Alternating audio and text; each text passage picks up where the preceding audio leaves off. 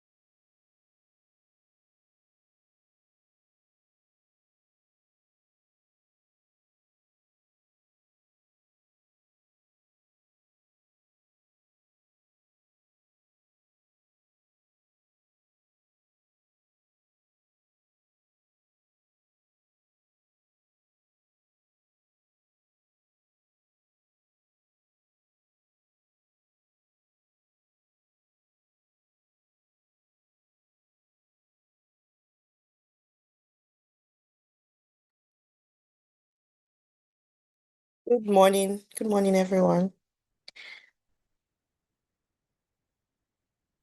LBS host, Pelumi, is that you or Femi? Yes, it's me. Good Oh, morning. hi, good morning. I just wanted to confirm if we've done like audio and video tests with the speakers here. Yes. Okay. Oh, okay, because of this. Sorry, hold on. Um,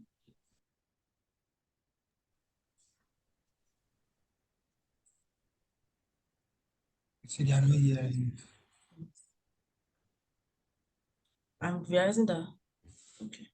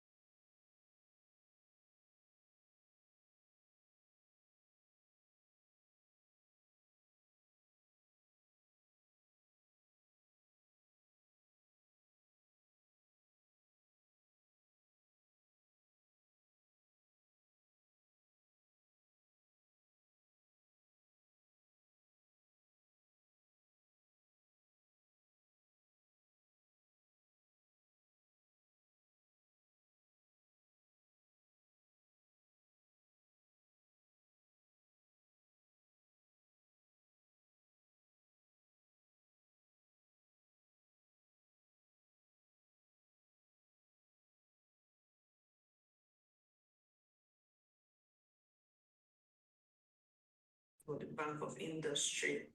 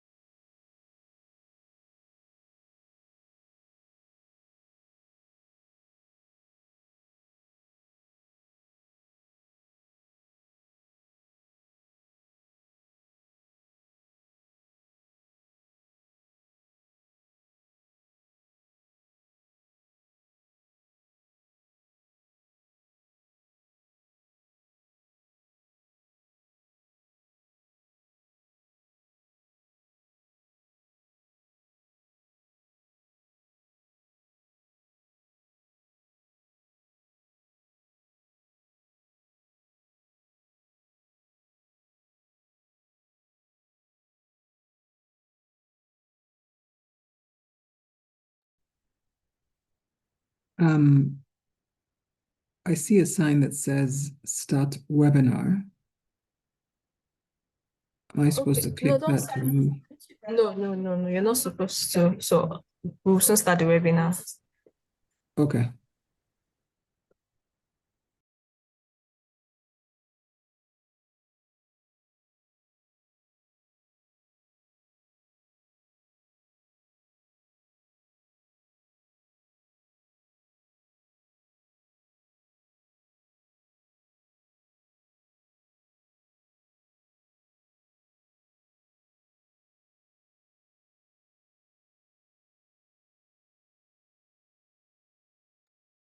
Hi, Bastian, just to check.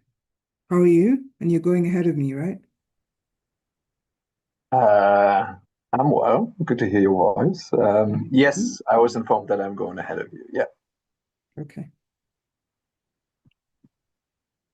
Thanks for continuing to support Nigeria.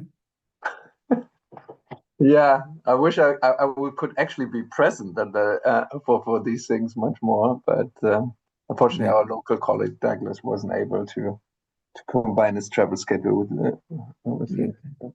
I actually think, Bastian, that we should do a GRI ISSB thing in Nigeria at some Yes. point. That would be wonderful. Yeah, because I do think the whole conversation around interoperability is kind of getting lost. I think it's so important, but I don't think we've done enough in terms of understanding interoperability or engaging on interoperability on the continent, and Nigeria in particular, I would say. Mhm. Let's think about it. I mean, we can always do it with FRCN, NGX, SEC, LBS. Yeah. Yeah, okay, let me shut up. I think we're about to start. Hope so. Bye.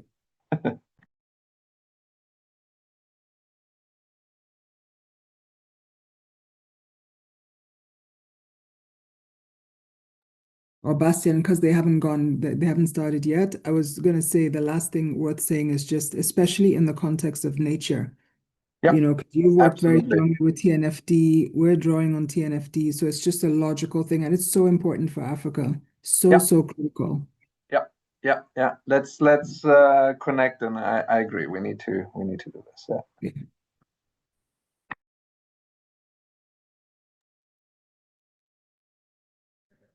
All right. Good morning. Tolu, are we set? Are you I set? should start the webinar now, No, Salwa. 1 second before we start. I just want to confirm Okay. that everyone is set. Okay. I think everybody should try to on their Why do you want video. to start before 12 o'clock? Is it 12? No, not yet. So just so we can allow people to start logging in and settling in before we start. But we're not starting right now. I just want to confirm everyone is set. Good morning. Thank you. Thank you for joining.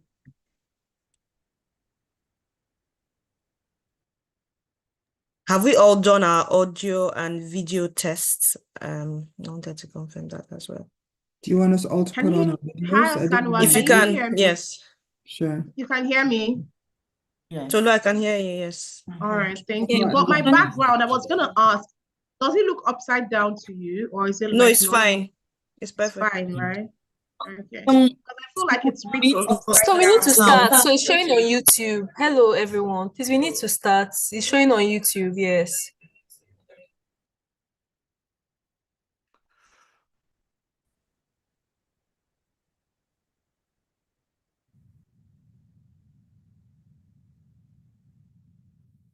And the current dean of the Lagos. My name is Chris Ogbeche, Professor of Strategic Management and the current dean of the Lagos Business School. Let me take you on a journey.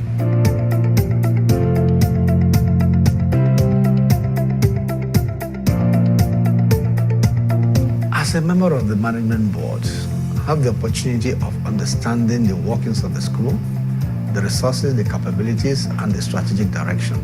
As director of the Sustainability Center, I also brought something new into the school, but also something that helped in linking the school to industry. My experience in the private sector has also prepared me to bring something special into the classroom whenever I teach. And we are not supposed to be purely academic, but to make the students fit into industry when they leave us. Given the peculiarities of the present business landscape, many managers have found themselves in a very tight corner. And as such, at Lagos Business School, we need to address how we can help these organizations, not just to survive, but to thrive. So for us at Lagos Business School, it's obvious that the days of bringing everybody into the classroom is over. Our plan was brought about by technology, COVID, and competition. We used to offer in-class, person-to-person programs. With COVID and technology, we brought in the hybrids, where some people will be in class and others can actually join from their homes or their offices. So you have this mass market product, middle is the hybrid, but our premium products are the face-to-face in-class, because we know that some executives still want to come into class in order to network and exchange ideas with their colleagues. This is how we're going to remain relevant. This is how we're going to compete. Lagos Business School started with the main focus of helping the business community to do better.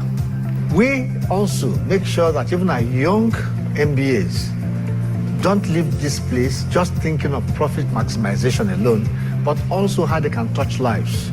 So from the very beginning of the MBA program, they are introduced to what we call personal social responsibility projects, where the students realize that to succeed as managers, they must actually integrate both economic and social values and objectives into the way they run business. We've done a lot in the private sector, and we believe that it is time for us to now do the same in the public sector. Because if we have a vibrant public sector, the private sector will be the best beneficiaries from it. And our approach is to see how we can assist in the areas of governance, policy making, leadership, strategic planning. It's not an easy field to play. And the starting point for us is to move our breakfast club and start a version of it in Abuja. The breakfast club in Lagos brings together public sector players, private sector players. The more they talk, the more they realize the problems they have, the better they'll be in providing solutions. We currently have 2 global accreditations, the AACSB and AMBA. And these are 2 top accreditations that only about 5% of business schools all over the world have. We're also going for the 3rd one, EQUIS. And that will now give us what I call triple crown. And we want to do that within the next 2 years.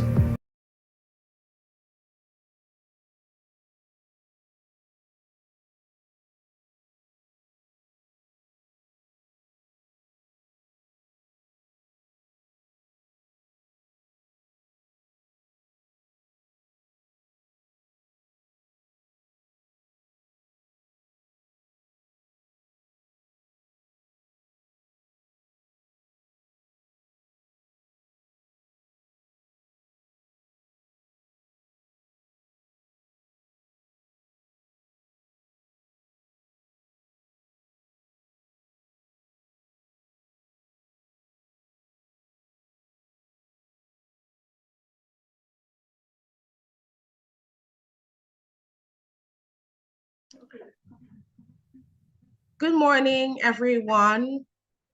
Thank you all for joining us today on day 1 of the conference. We are super elated to have every one of you here. It's almost 12 noon and we will begin at exactly 12 so that everyone is on board. I know that some people are still trying to join in the meeting, but we will begin shortly. Once it's exactly 12, we'll begin the conference. Thank you.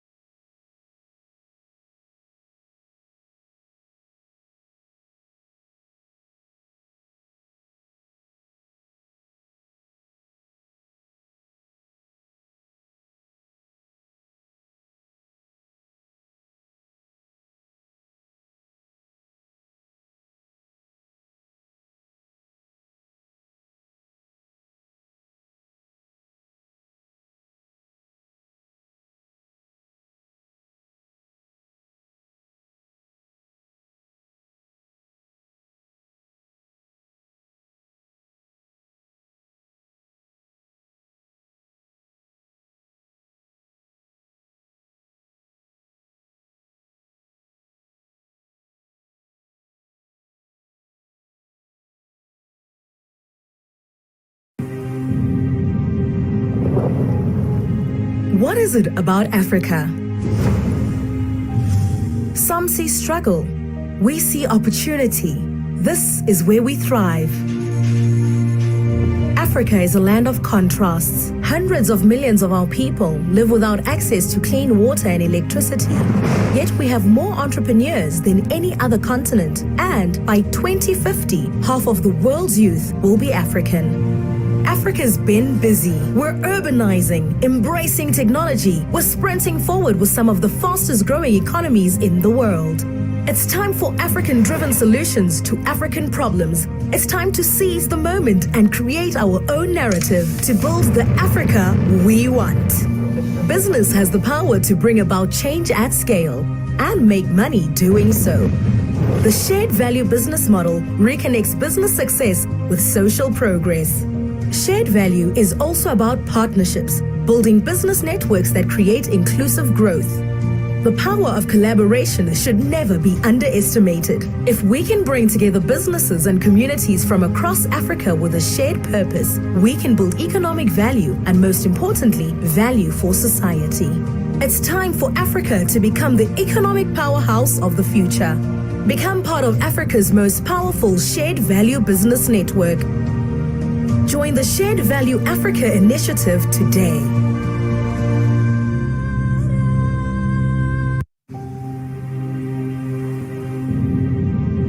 Good day, everyone.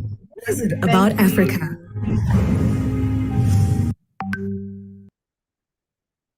Good day, everyone. Good morning, very distinguished guests, ladies and gentlemen. Thank you all so much for being a part of the 2025 International Sustainability Conference. Thank you all so much. We are happy to have every one of you, over 217 people from different parts of Africa, all across Africa, gathered here today. I'd really love to know where you're joining us from. You can just drop in the chat box. Hello, everyone. Good morning, everyone. My name is Tolu Thompson, and I'm joining you from Lagos Business School in Lagos, Nigeria. Tell me where you're joining us from Accra, Ghana, from Nairobi, Kenya, from okay, we have Labaran. Thank you so much. Audrey Odogu is joining us from Lagos. Martin joining us from Yanogwa. Thank you so much. Yes, I can see the comments coming in. So what I'm going to do is I'm going to read some comments and just, make a big shout out to everyone. Of course, I won't be able to read everyone's comments, but I just want to keep us abreast and just, make everybody stay connected. Oh my goodness, the messages are popping in. Labaran Sani joining us from Abuja.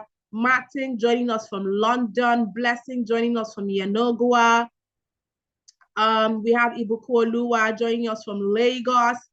Alex Obisheso joining us from Lagos, Nigeria. I mean, I can go on and on and on. My name is Michael Okwefi, a learning and development specialist joining in from Lagos, Nigeria. My name is Kelechi Ejemson, joining in from Port Harcourt, Nigeria. Adebisi Bingpe joining us from Lagos. Thank you all. We have Adeshaya from the Gambia. Thank you, Adeshaya, for joining us. Thank you to everyone for being a part of this auspicious occasion this morning. We are super elated to have every one of you here with us. Awa joining in from Nigeria. Adeni joining us from Abidjan, Cote d'Ivoire. Amazing stuff. Amazing. Thank you all so much for being a part of this event today. Once again, I want to officially welcome you to the 2025 International Sustainability Conference. Now, this is a gathering of visionaries, innovators, policymakers, corporate leaders, and change agents committed to shaping a greener and more resilient future for our continent. Today, we are gathered under the theme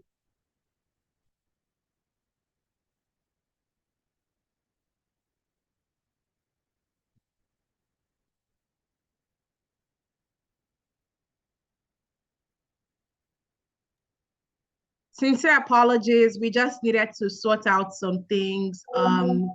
Thank you. Yes. Thank you all so much. Again, I want to welcome you to the International Sustainability Conference 2025. Like I said earlier, this is a gathering of visionaries, of innovators, policymakers, and corporate leaders who are committed to providing a greener and more resilient future for our continent. Today, we converge under the theme that is just beyond just a theme. It's a mandate and a movement for every one of us. Our theme this year is the Green Africa Economic Promise, unlocking value through corporate sustainability. And this theme speaks to a new reality for all of us in this room today. That sustainability is no longer just a CSR checkbox or just something we do just for corporate governance, but it's a blueprint and a testament for where Africa's economic transformation is coming in the next decade.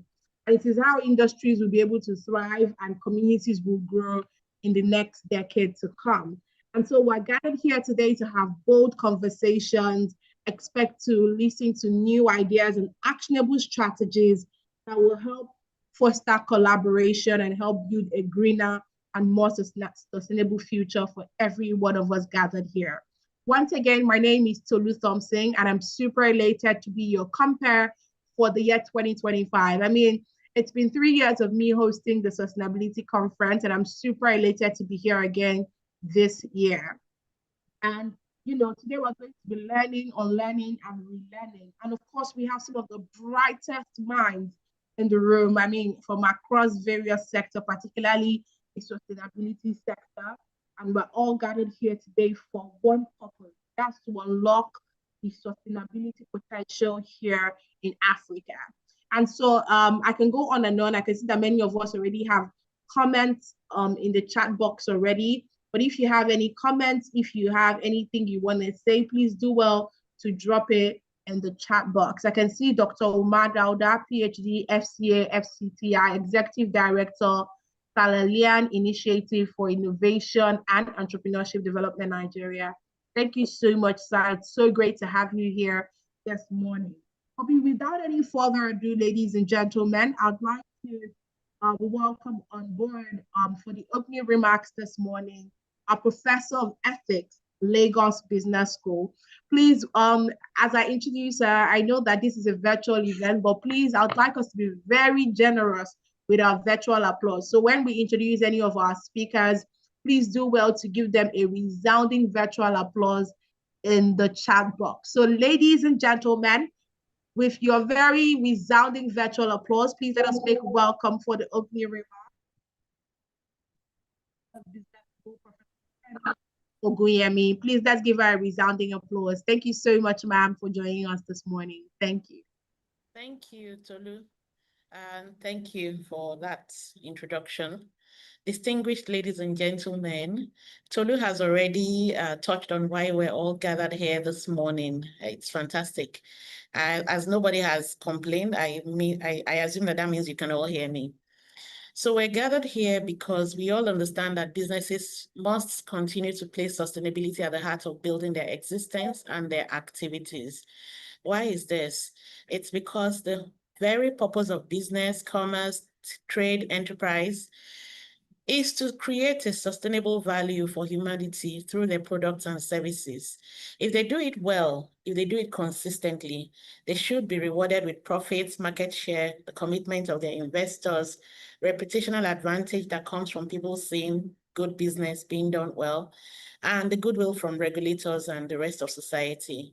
It doesn't always work out that way. It's not magic, because there are other variables beyond ethics that could determine market outcomes. But it increases the probability enormously. I actually wanted to say ginormously because it sounds bigger, and the dictionary tells me that ginormous is a combination of enormous and gigantic. But Word did not allow me to put ginormously, so I started wondering whether that's correct. But you know what I mean. It increases the probability of success if a business is actually creating sustainable value, because it means that people continue to see that business is solving their needs in a responsible way, and therefore they're ready to continue engaging, whether as customers or as suppliers of capital. In Africa, at this moment, we're at a defining state, a situation where we have immense possibilities ahead of us. For the first time in modern history, we're not just catching up to the global economic wave, we're actually positioned to ride it. We can harness the opportunities being presented for our people, for our economy, because the whole world is beginning to speak the same language when it comes to bringing resilience and responsibility. And our demography, our natural capital assets, our business models can converge to realize that green economic promise that we're talking about in this conference. Of course, we all know that whether the promise gets fulfilled or it's deferred depends on decisions that we make today. We cannot wait for tomorrow, and we cannot depend on people outside of us to make that change. Around us, the global economy is reshaping itself. Think tanks, academia, they're rewriting the rules of value creation using the ink of responsibility and sustainability. Language is changing everywhere. The practices are also changing. Investing is also changing. Investors are allocating their capital more and more to favor resilient and responsible enterprises who try to protect the environment and preserve societal flourishing. Everybody is aware of what's going on with the climate. Technology keeps emerging, and therefore the expectations of accountability are going up. So all these are happening, and it's moving from the margins to the center. It's not like conversations were not there before, but they're becoming more and more central, and Africa cannot be on the sidelines. We have to also take our destiny in our hands by being the ones joining the conversations, starting new conversations, and making the changes we need to make in practice.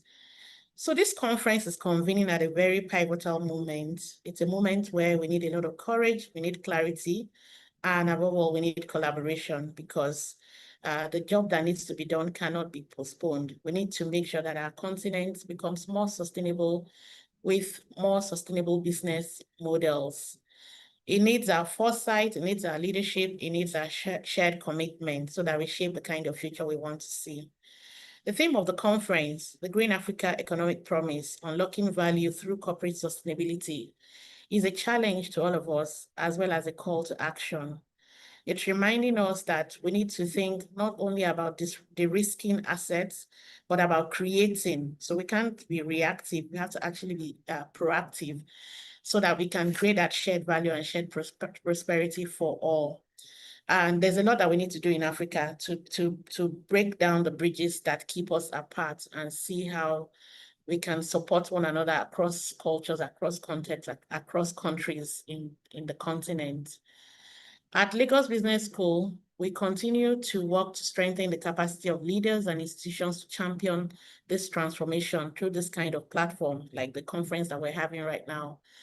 We have a clear commitment. We want to help build an Africa where ethical leadership, sustainability, and responsible business mark the next growth era. And so on behalf of Lagos Business School, on behalf of the LBS Sustainability Center, it is my honor to open this convening of business executives, entrepreneurs, policymakers, academia, and innovators who are here to shape Africa's next growth era. I would also like to warmly acknowledge and thank our partners and all the speakers and contributors to this forum. The Global Reporting Initiative, GRI, Shared Value Africa, Nestle Nigeria PLC, PwC Nigeria, KPMG Nigeria, and CGI Nigeria chapter. Their collaboration have continually reflected on the quality and impact of this conference.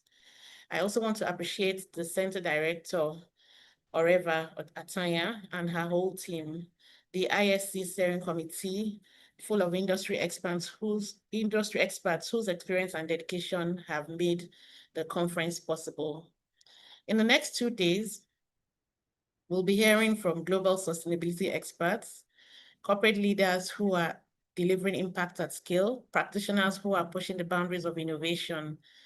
We hope that this conference will equip you with further clarity on what is possible, what is necessary, and what is expected.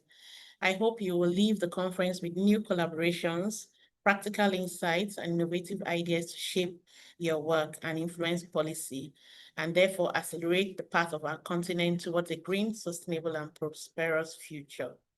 Thank you for having me, and welcome to the conference. Thank you very much, Professor Kemi Ogunyemi, the Professor of Ethics, Lagos Business School. Thank you so much, Ma, for such a remarkable opening remark. Thank you for reminding us again about why we're gathered here. And thank you to all our partners, all our sponsors again this year at the International Sustainability Conference 2025. I can see all your amazing applauses in the chat box. Thank you all so much for being so engaging. I mean, someone is saying thank you in the chat box, Prof. Kemi. Udodi Ifeanyi is saying thank you. Kelechi Ejemson is also saying thank you. Adeleke Paul Olubanwo is saying thank you. Sulaiman Ahmad saying thank you. Fiaka Phillips saying thank you. I can go on and on reading the comments. I mean, that's to really tell you how thankful we are for such a brilliant opening remark. All right, very distinguished guests, ladies and gentlemen. Again, this year we are under the theme, the Green Africa Economic Promise, unlocking value through corporate sustainability. And we're gathered here today to have all these conversations to help position Africa for a greener and a more sustainable future.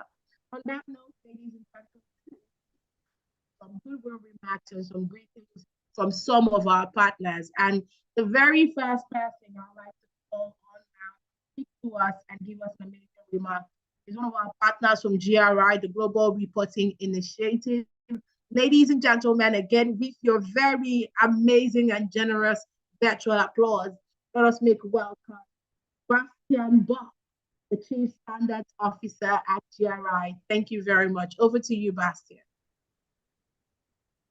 Thank you for the warm welcome. Ladies and gentlemen, distinguished guests, on behalf of the Global Reporting Initiative, it is a true privilege to join you again for this gathering, another milestone event organized by the Lagos Business School Sustainability Center.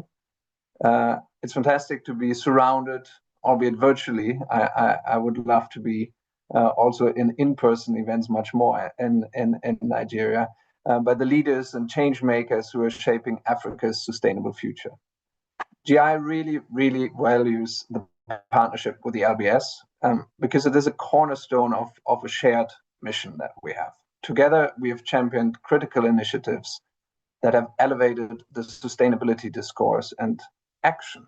The team at the school, together with us, has worked tirelessly to bring the sustainability discourse into the markets, and we look forward to do this with this conference and many more to come. For over 2 decades, our standards at the GRI have helped organizations to measure and communicate their impact on others, the communities, the environment, the economies in which they operate. We are focused on moving companies beyond the bottom line. We are focused on moving companies to understand their impacts on the world. And we believe that this exercise is a powerful one. To manage your risks and to create value for your companies and for society at large, you must first understand your true footprint, the impacts that you generate with your business model. And this understanding of impact allows you to make strategic decisions that create long-term resilience and long-term value for your entities and society at large. We recognize that sustainability reporting requires a significant commitment from organizations, in particular, small and medium-sized enterprises. It is a journey that we are committed to make as accessible as possible. And you will see more and more activities of GI in terms of capacity building around enabling small and medium-sized companies and those that are starting with sustainability reporting to access our materials and take first steps towards understanding their impacts and, more importantly, take action based on that insight. We're working on technology solutions. We have a program in place that will work with SMEs to enhance sustainability reporting in the region. And our shared goal here really is to build a supportive ecosystem where every company, no matter of scale, has been empowered by us and our partners to start the journey of sustainability reporting on the impacts.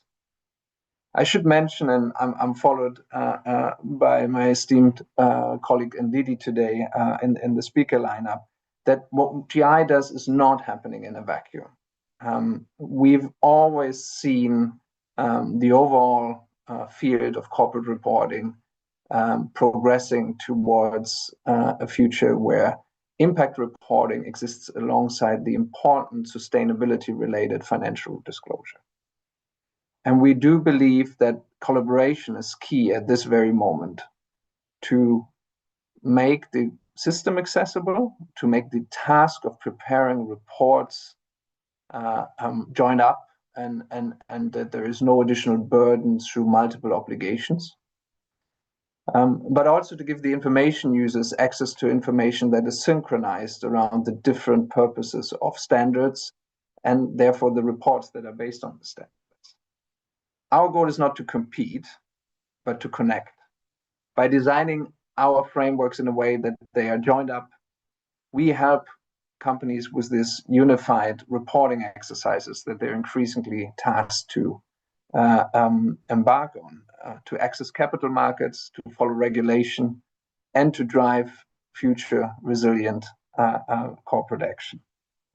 Capacity building is at the heart of all of this. And this is where we're working tirelessly with all of you into the future. This is where the partnership of the Lagos Business School is so important. And we look forward to creating much more capacity on the detail of the reporting exercise in certain themes, thematic areas that are important in your very context. An example of that that I would highlight and where there will be practical application in the near future of a joined up global reporting system is reporting on nature-related aspects, both from a financial risk perspective, which our colleagues at the ISB will tackle going forward, and from an impact perspective, where we have issued our GI 101, the biodiversity standard. And you will see these type of co-located efforts and joined up approaches to transparency and accountability and value creation coming from GI together with our global and local partners. In conclusion, we provide the global standards, but we recognize that there is capacity building, practical tools, guidance needed locally to put them to best use in your context. You, the businesses, the individuals, the professionals provide the action and the innovation based on the standards, and we stand ready to support you in this. And we will unlock together the sustainability value that we envision for Africa. Thank you for the invitation to speak today, and I very much look forward to the conference. Thank you very much, Bastian Bach, the Chief Standard Officer.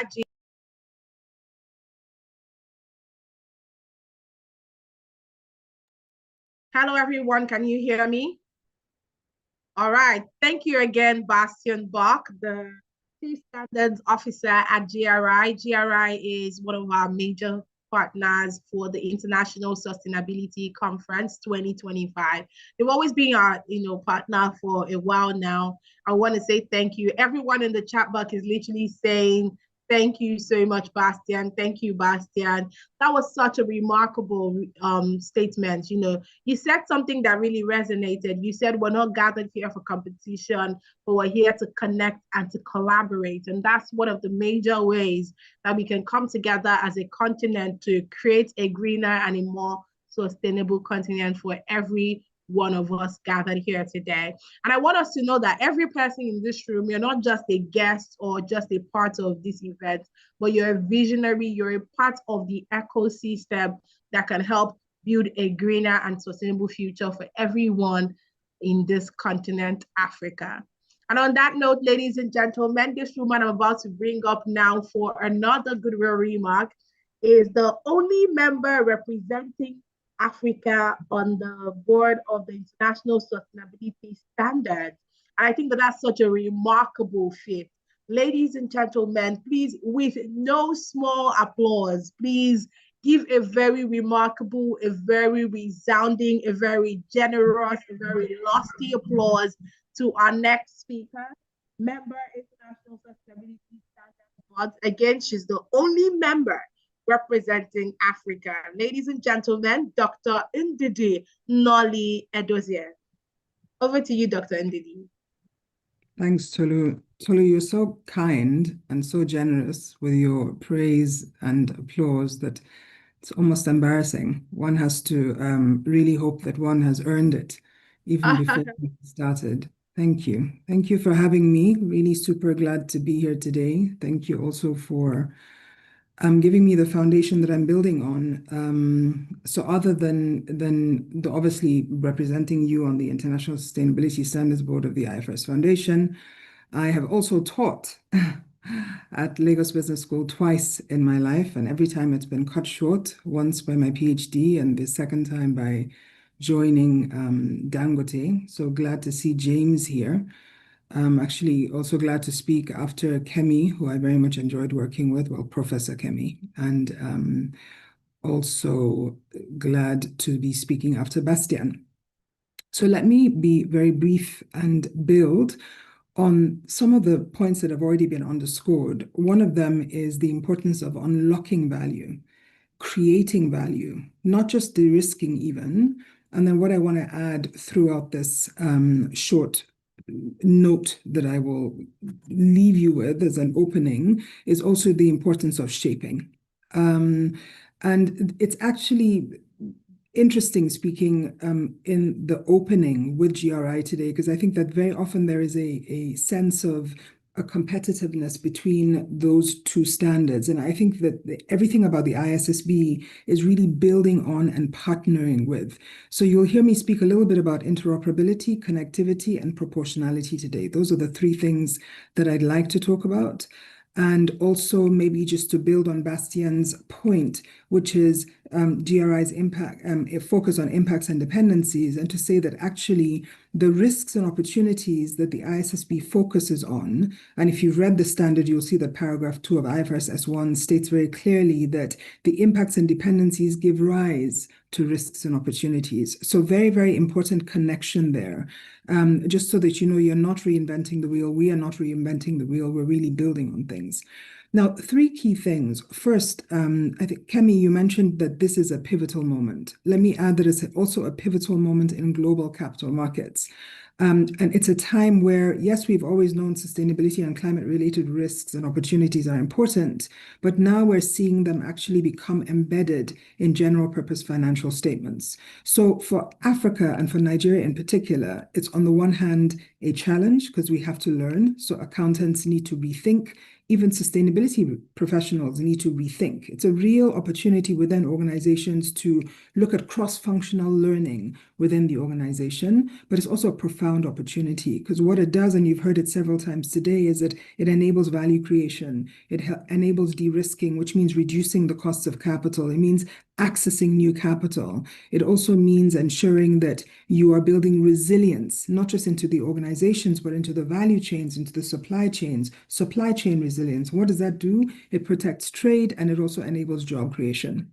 Back to that point that I made about leaning in. When we watched the video earlier today about the former dean, he talked about an industry-specific focus that the Sustainability Center took. And when you think about metrics that you're reporting on, what you'll have is you'll have cross-industry metrics like emissions that you know from greenhouse gas protocols.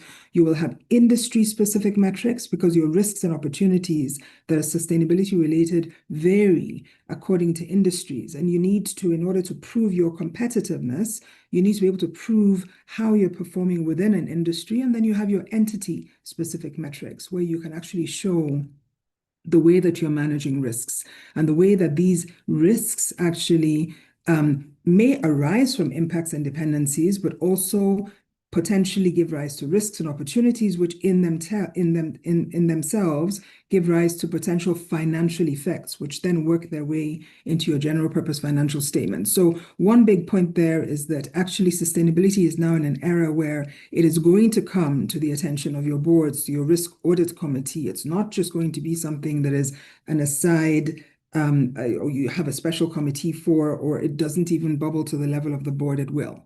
So if this is your space, you're about to become a lot more important.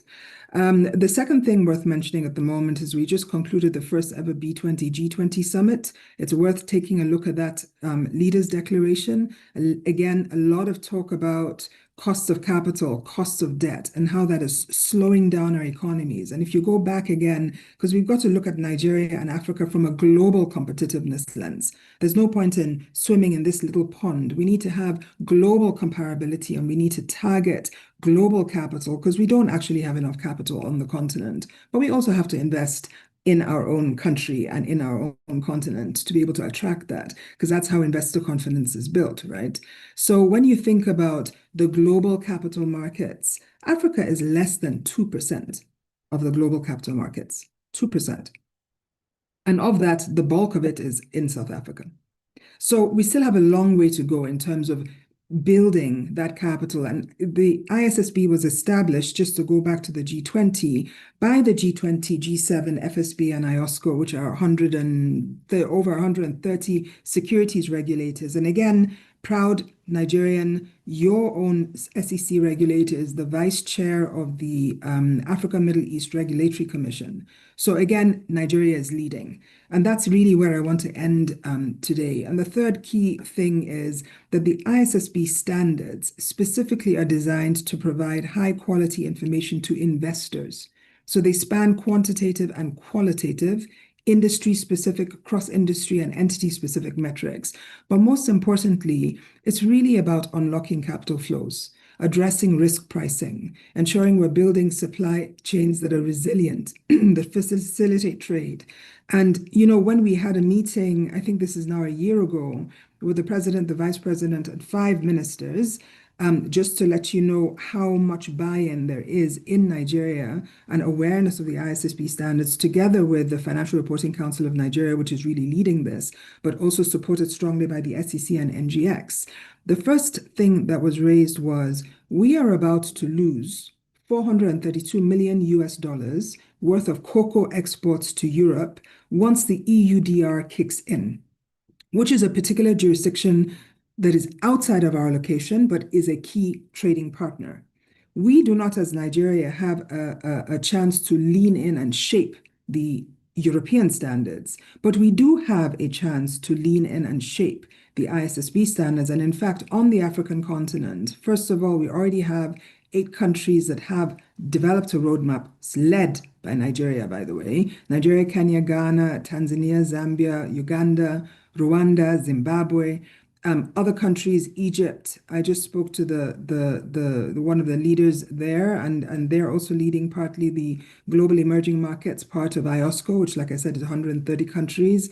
And Egypt is looking at South Africa, which is where I currently am, are evaluating, you know, the essence of and how to adopt these standards. The integrated reporting framework, which you probably already know, and King 5, which was driven by, again, Professor Mervyn King, is a part of the ISSB standards, just like the Task Force for Climate-Related Financial Disclosures became a part of the ISSB, the SASB industry standards. And I'm going to ask in the room, and I'm actually going to put something in the chat. I think I saved it somewhere. I just have to find it. Put in the chat the exposure draft, and to ask you actually in the room whether you have responded to this exposure draft at all. I don't know whether I can post to everyone. I think everybody might have to do that for me, but I'm just putting in the chat right now, because I think the most important thing that I want to state, and this is not the link, I'm going to find the link afterwards and post it in there. So I'll leave that there as a reminder for myself. The most important thing that I want to say is that it's not just about adopting these standards or complying with them, as Nigeria has done. What Nigeria has consistently said to industry is you must lean in and shape these standards. You must shape, for example, the proportionality of the standards, which really was Africa leaning in to say, how do we ensure these standards are proportionate so that where it is impracticable to report, or where reporting is not without undue cost and effort, that there are clauses that allow that to be, or skills, resources, and capabilities, that there are clauses in the standards that ensure that there can be a gradual growth, say from qualitative reporting to quantitative reporting, so that Africa is not on the back foot. Super important in that regard. Also, what's important to note is the shift from voluntary reporting to mandatory reporting, and not just on climate. ISSB always said climate first, but not climate only, because we're starting to do research on human capital and nature. And you will have heard in the last month's board meeting, we said we would draw on TNFD. TNFD has worked very strongly with us, but also with GRI. So as the nature standards emerge, again, you're seeing another collaborative opportunity. I mean, you think about Africa's strengths, you're really talking about our human capital and nature, our natural resources. So if we're not leaning in to shape these standards, but also the industry-specific standards where the deadline is on the 30th of November, then really, I think there are many African proverbs in many different languages, and in Nigeria in particular, because I checked Hausa, Yoruba, and Igbo, that speak about the fact that you cannot complain about the soup and the taste of it if you didn't participate in at least putting the pot on the fire, stirring it, or cooking it. So if we are not going to help to shape what this global baseline becomes and how these standards look that investors will be using and are already using to determine how they allocate capital or how they assess risk, then we really cannot complain about it. So it's really important to lean in. I see somebody's put in the exposure draft in the chat. Thank you so much for doing that. There are a few days left, and you don't have to read the whole document. I know it's a lot. All you need to do is go to your industry, go to your metrics, see whether those metrics apply for you. And please, if they do not, please, please, please shout. So the other thing that's coming is assurance. So you've probably heard of the ISSA 5000, and I'm coming to an end, and I'm going to come to an end with just about 5 points where you are already leading, where you are already leaning in, and where you are already doing a lot of work as Nigeria. And I must tell you that there is no time that my chair, who used to be the CEO and chair of Danone, which is the world's largest food and beverage company, does not talk about the fact that Africa led. Africa led in terms of inspiring the African ministers to endorse the ISSB standards and to encourage the ISSB to focus on capacity building at a significant scale, particularly for Africa. Dr. Zainab, the then Minister of Finance, who's now at the World Bank, really played a critical role there.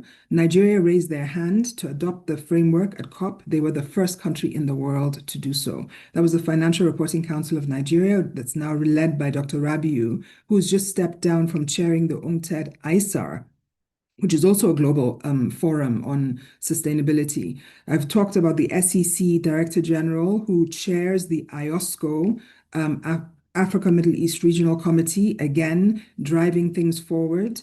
The Adoption Readiness Working Group, that model of bringing together the public sector, the private sector, different regulators, the assurers, the auditors, to come around a table and decide, one, should we adopt these standards? Because after the idea has been put forward, it is industry that needs to decide, is this good for Nigeria?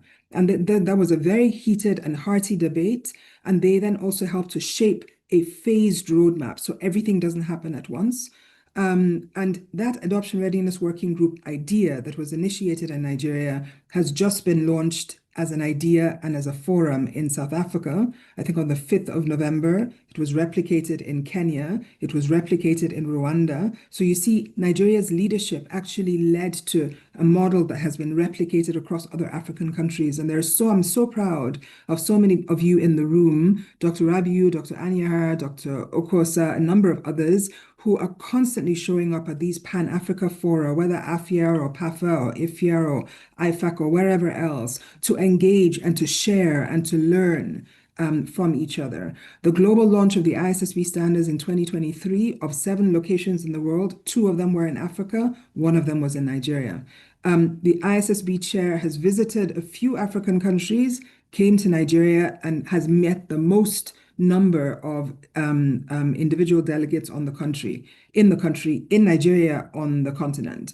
The 2-day ISSB preparer training was launched in Australia. I think it went then to Malaysia and Hong Kong. Where did it come to first on the continent? Africa. And this was hosted by the SEC, NGX, FRCN, and supported by EY. You have anchored so many capacity building trainings at the industry level.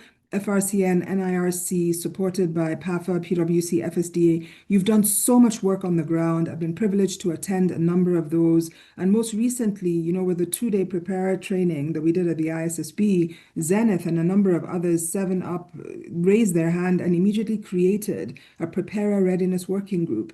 I was privileged to attend and speak at the one that was held last month. Again, so much initiative. And also there was an investor working group that was set up at the same time. It doesn't yet have an anchor investor that's driving it, but hopefully, you know, NGX will be able to pass that over to a strong investor very soon, because we need to have our investors in Nigeria engaging with the BlackRocks and the global investors at the same table, to make sure that they're shaping investor thinking of what does risk look like from our perspective? What do opportunities look like from our perspective? And how do we define metrics so that when you're reporting, you're actually reporting on something that you have helped to shape? So let me end with that. Take a look at the exposure draft. The Nature exposure draft is probably going to be out on our side by October next year. I would say, look, yes, you have a seat at the board as an Africa ISSB rep on the board, bearing in mind that Latin America is not at the ISSB table, the Middle East is not, India is not, and these are all large jurisdictions, but Africa is, Nigeria specifically is represented. I would say take advantage of this opportunity to really lean in, know that your voice is heard, and know that this is really important in terms of defining risk and opportunities and unlocking capital flows, especially into the transition of industries to be more resilient and future fit and competitive, not just on the continent, but also globally. Thank you very much for the time today. It's a real pleasure to be here, and congratulations on this very important conference. Thank you very much, Dr. Ndidi. You are really an inspiration. Thank you for your words of wisdom, and thank you for this brilliant remark this morning. You know, whilst you spoke, you said something that really stood out for me. You said we should target capital, we should target global capital while investing locally. And I think that that's such a profound statement. You know, we should stop playing within this small pond. There's a whole ocean to be able to swim in. And in Africa, when we think about the percentages, I mean, South Africa seems to be doing more, but in Nigeria, we also need to lean in to be also able to connect with the global stage. Thank you so much. That was such an insightful session.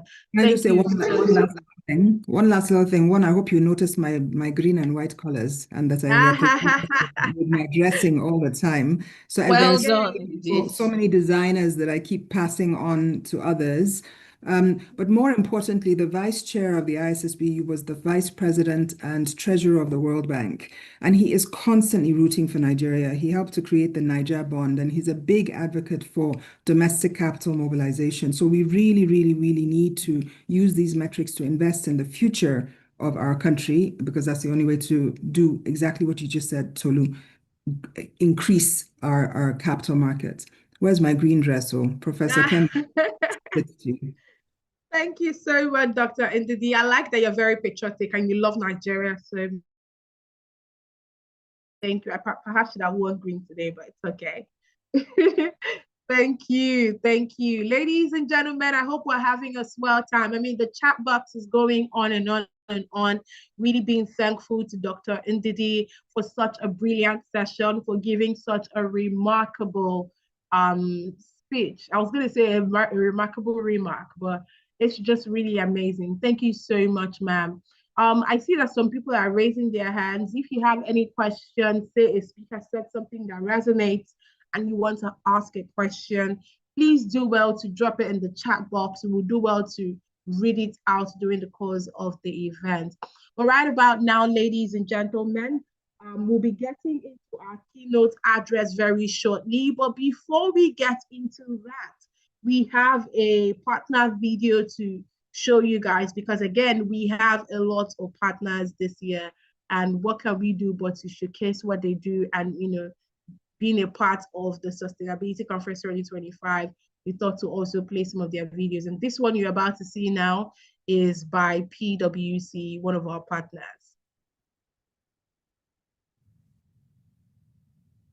Hey man, thanks for being available this morning. I know your conglomerate doesn't run itself. However, sustainability is like that cool friend that keeps you ahead of your peers. As you know, in today's world, sustainability has become more than just a buzzword. It's a critical aspect of doing business, driven by regulatory requirements and stakeholder expectations. Our role as business leaders is to ensure we set the right tone at the tone and embed and integrate sustainability into our business model and strategic direction. And that's why we're excited to launch PwC Nigeria's Sustainability Academy. It's your personal training ground for navigating the future of responsible and sustainable business. Welcome to the PwC Nigeria Sustainability Academy. Think of this place as your personal superhero training camp for the business world. With training comes innovation. Here, we equip our participants with an in-depth understanding of sustainability principles and share insights on integrating ESG factors into business practices. We are excited to bring together sustainability professionals, business leaders, clients, and employees from all over the world. To bring this closer to home, let's hear from our sustainability expert, Marilyn. Businesses are experiencing pressures from regulatory changes, stakeholder expectations, climate change impacts, and more. At PwC Nigeria, we assist our clients in navigating these challenges by incorporating sustainability considerations into their business strategies. We must understand that beyond doubt, sustainability is inextricably linked to brand value and business continuity. It's about creating value for all stakeholders and being a leader in your industry. Being a leader? Oh, it hits different, all right? That's why we are all about incorporating the best sustainability practices in everything we do, and we'll make sure you do too. It's not easy keeping up with shifting expectations from stakeholders, but businesses are changing how they create and deliver value to stay relevant in a constantly evolving world. In today's business world, remember, transparency is your kryptonite. Sustainability reporting is not just about ticking the boxes. Sustainability reporting is not just ticking off a compliance checklist. It's about building trust, not just with customers, but with the society as a whole. We guide clients through the maze of reporting standards, ensuring they use the right frameworks to drive success, build accountability, and foster long-term value.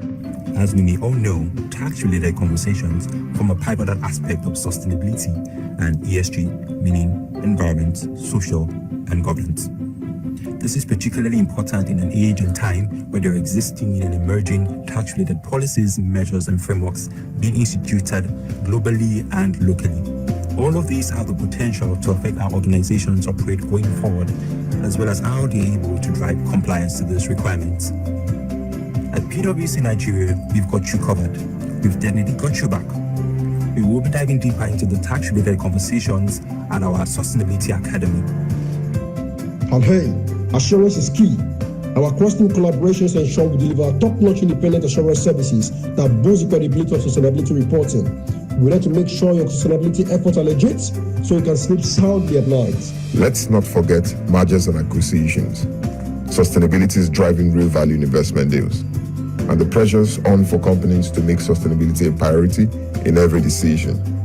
At Deals, we get it, and we've got you covered at the Sustainability Academy. Trust me, we know the assignment. So there you have it. Sustainability isn't just a nice to have, it's the key to a resilient, future-proof business. What are you waiting for? Join us at the PwC Nigeria Sustainability Academy and let's lead the way to a sustainable future together.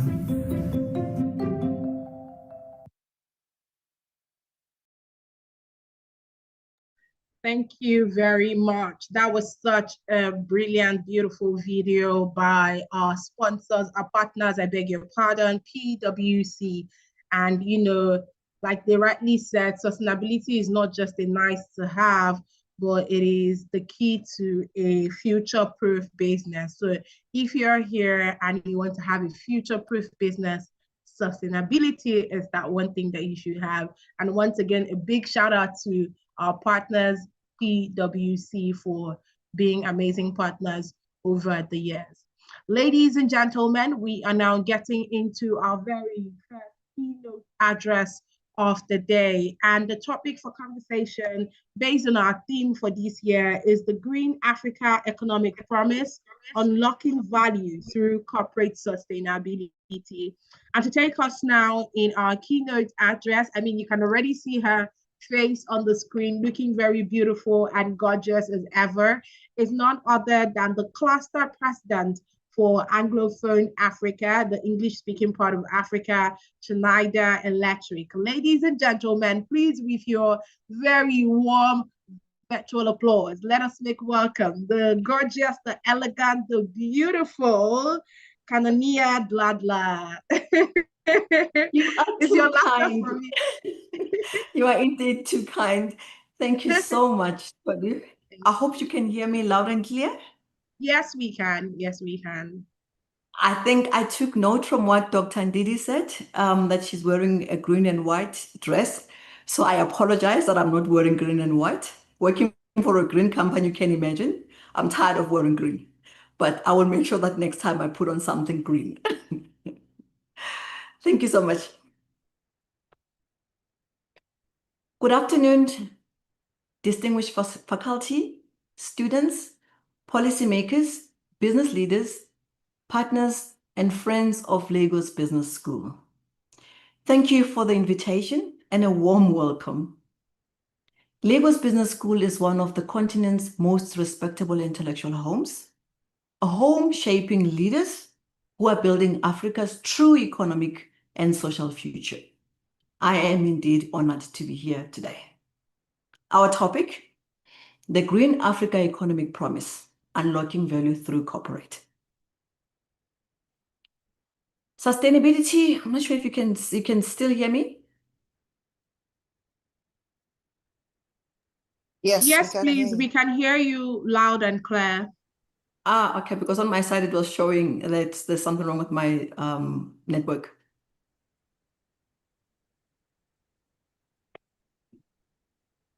So I spoke about our topic for today, which is the Green Africa Economic Promise, Unlocking Value Through Corporate Sustainability. It is timely, relevant, and deeply personal. It speaks to the work that we do every day at Schneider Electric and the journey that Africa must embrace to build economies that are resilient, inclusive, but most importantly, globally competitive. We need to be able to compete with our partners globally, not only in Africa. And we need to make sure that we are resilient enough to be able to achieve that. Africa stands at a historic turning point. Dr. Ndidi spoke about the G20, and it's very important for us to go into it and see what was agreed by all our leaders. But I am not going to talk about it today because that's not what I'm here, but I will make sure that I also go and check what was agreed on because it's very relevant. I'm sure in the G20, sustainability, as we all know, was part of the huge discussions. So we need to make sure that we embrace it and make sure that we use it as part of our turning point for Africa. We are a continent which is rich in potential. Every time you listen to someone coming either from Europe or America or even Asia, they will tell you about how the potential that Africa has. We have 30% of the world's minerals reserves right here in Africa, 60% of global uncultivated available land, and one of the youngest workforces in the world. And still, we contribute less than our 4% of global emissions. This paradox captures both our reality and our opportunity. Low historical responsibility, but most importantly, a high strategic importance. If we position sustainability as a growth engine, Africa will not only participate in the green transition, but Africa will lead it. Maybe I need to repeat this. If we position sustainability as a growth engine, Africa will not only participate in the green transition, but Africa will lead it, because it's our time. Africa's green promise is not aspirational, it is strategic. We contribute the least to climate change, yet we stand to gain the most from the climate actions. The global green economy and new competitive frontier. Excuse me?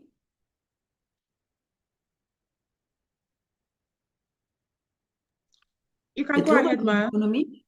Okay, because there was another noise coming through. The global green economy, a new competitive frontier. Globally, corporate sustainability has moved from being just a moral choice to become a business necessity.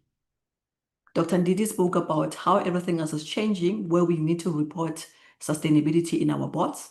It is already happening. If you look at it today, 91% of listed companies disclose sustainability information. 88% receive third-party assurances. The global green economy is valued at $7.9 trillion, representing 8.6% of listed equity markets. The number is really huge. I mean, 7.9 trillion is not a game. Green bonds have surged to $2.9 trillion outstanding, with $572 billion issued last year alone, last year as in 2024.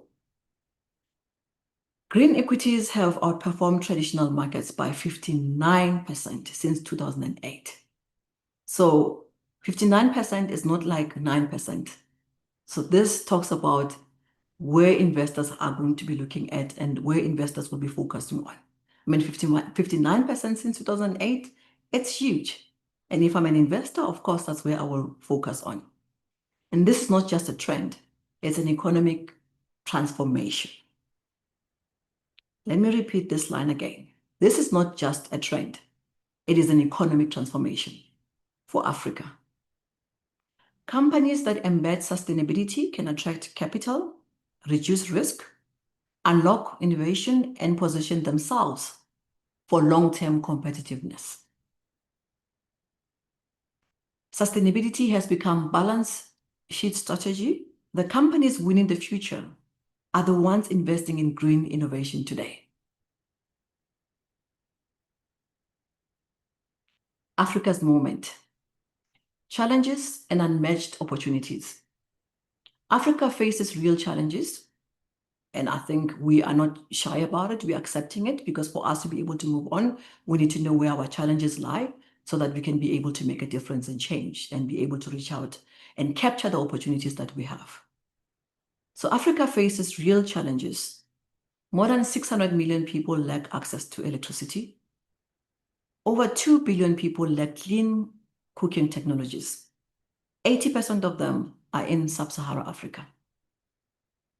Infrastructure deficit, fragmented regulatory frameworks, currency volatility, and limited access to affordable finance remains true barriers for all of us.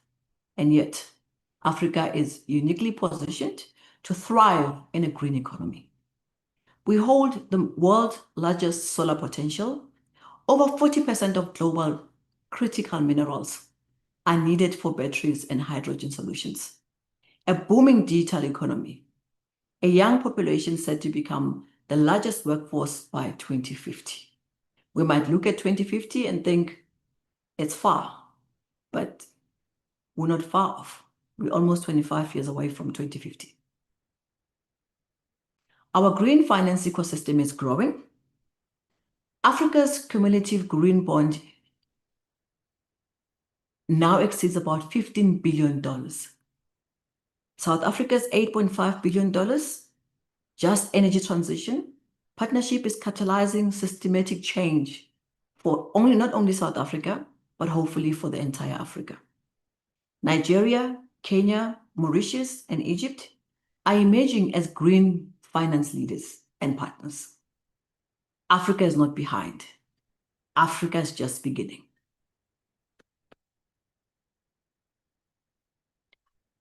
Africa's greatest resource is not minerals or sunlight. It is our people, us.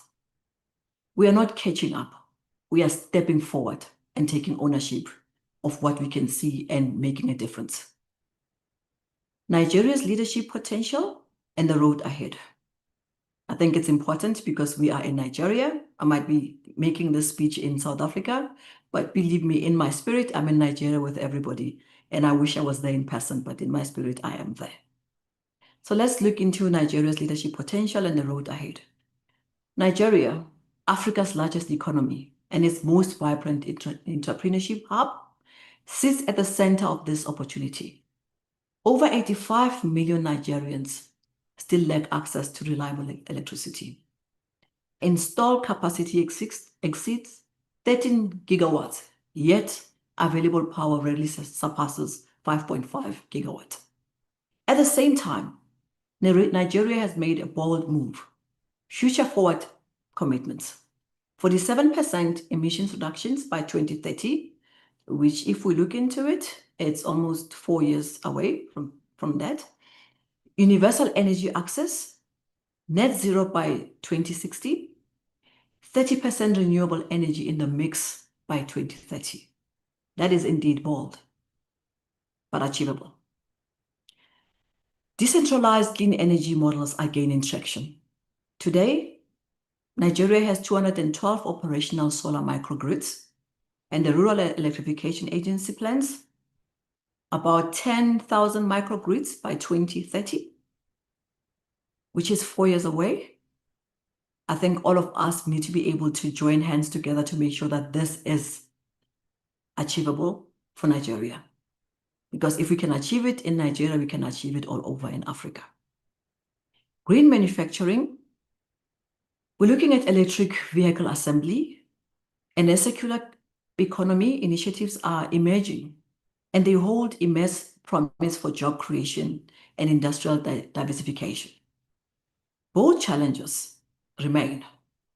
Nigeria attracted $22.6 billion in climate finance between 2010 and 2023, yet the annual financing gap is $27 billion. Unlocking this opportunity requires strong policy consistency, private sector leadership, investor confidence, and scalable green finance.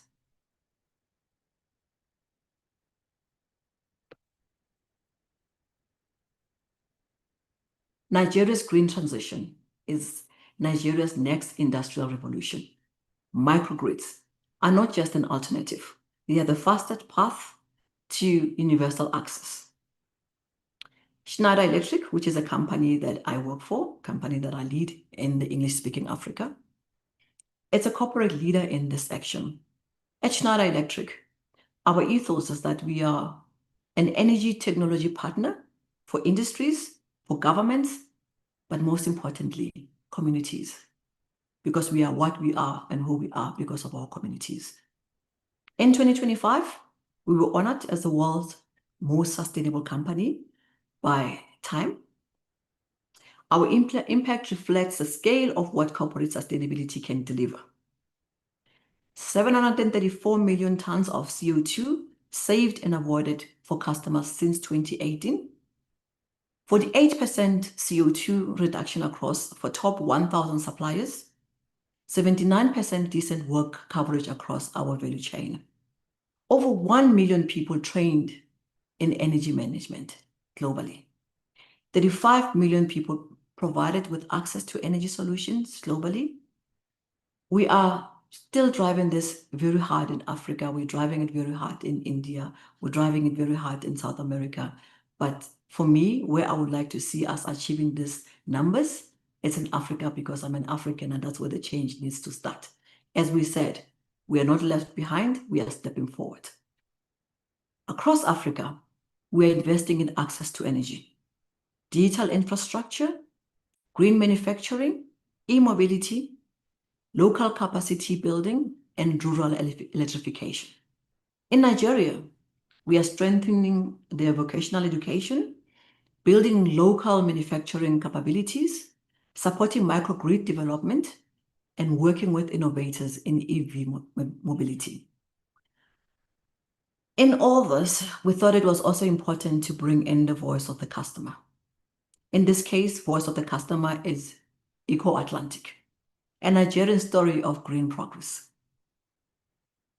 One of the most compelling demonstrations of what corporate sustainability can achieve is found right there in Lagos with our customer, EcoAtlantic, one of Africa's most ambitious smart city developments. Through our partnership with EcoAtlantic, EcoAtlantic has achieved the following: 99% electricity availability for homes, businesses, and public spaces, a significant utility cost savings through efficient energy usage, independent electricity infrastructure, beginning with 11 kV power output, and scalable, which is scalable to 132 kV, ensuring that we've got uninterrupted distribution of power. Alignment with UN Sustainability Development Goal 11, sustainability and sustainable cities around communities, a future-ready ecosystem powered by smart energy solutions that enables a greener, more resilient Lagos and a lifestyle with limitless possibilities. This is a story of what is possible when innovation, partnership, and sustainability meet ambition. When sustainability becomes strategy, communities rise. EcoAtlantic shows that in Nigeria, that Nigeria is following global standards, not following to global standards, but Nigeria is setting the new standards. Financing the green transition, aligning capital, and of course, policy. ESG finance is reshaping investment worldwide, and Africa is definitely part of this shift. Africa's cumulative green bond insurance has surpassed $15 billion. Blended finance is accelerating renewable investments.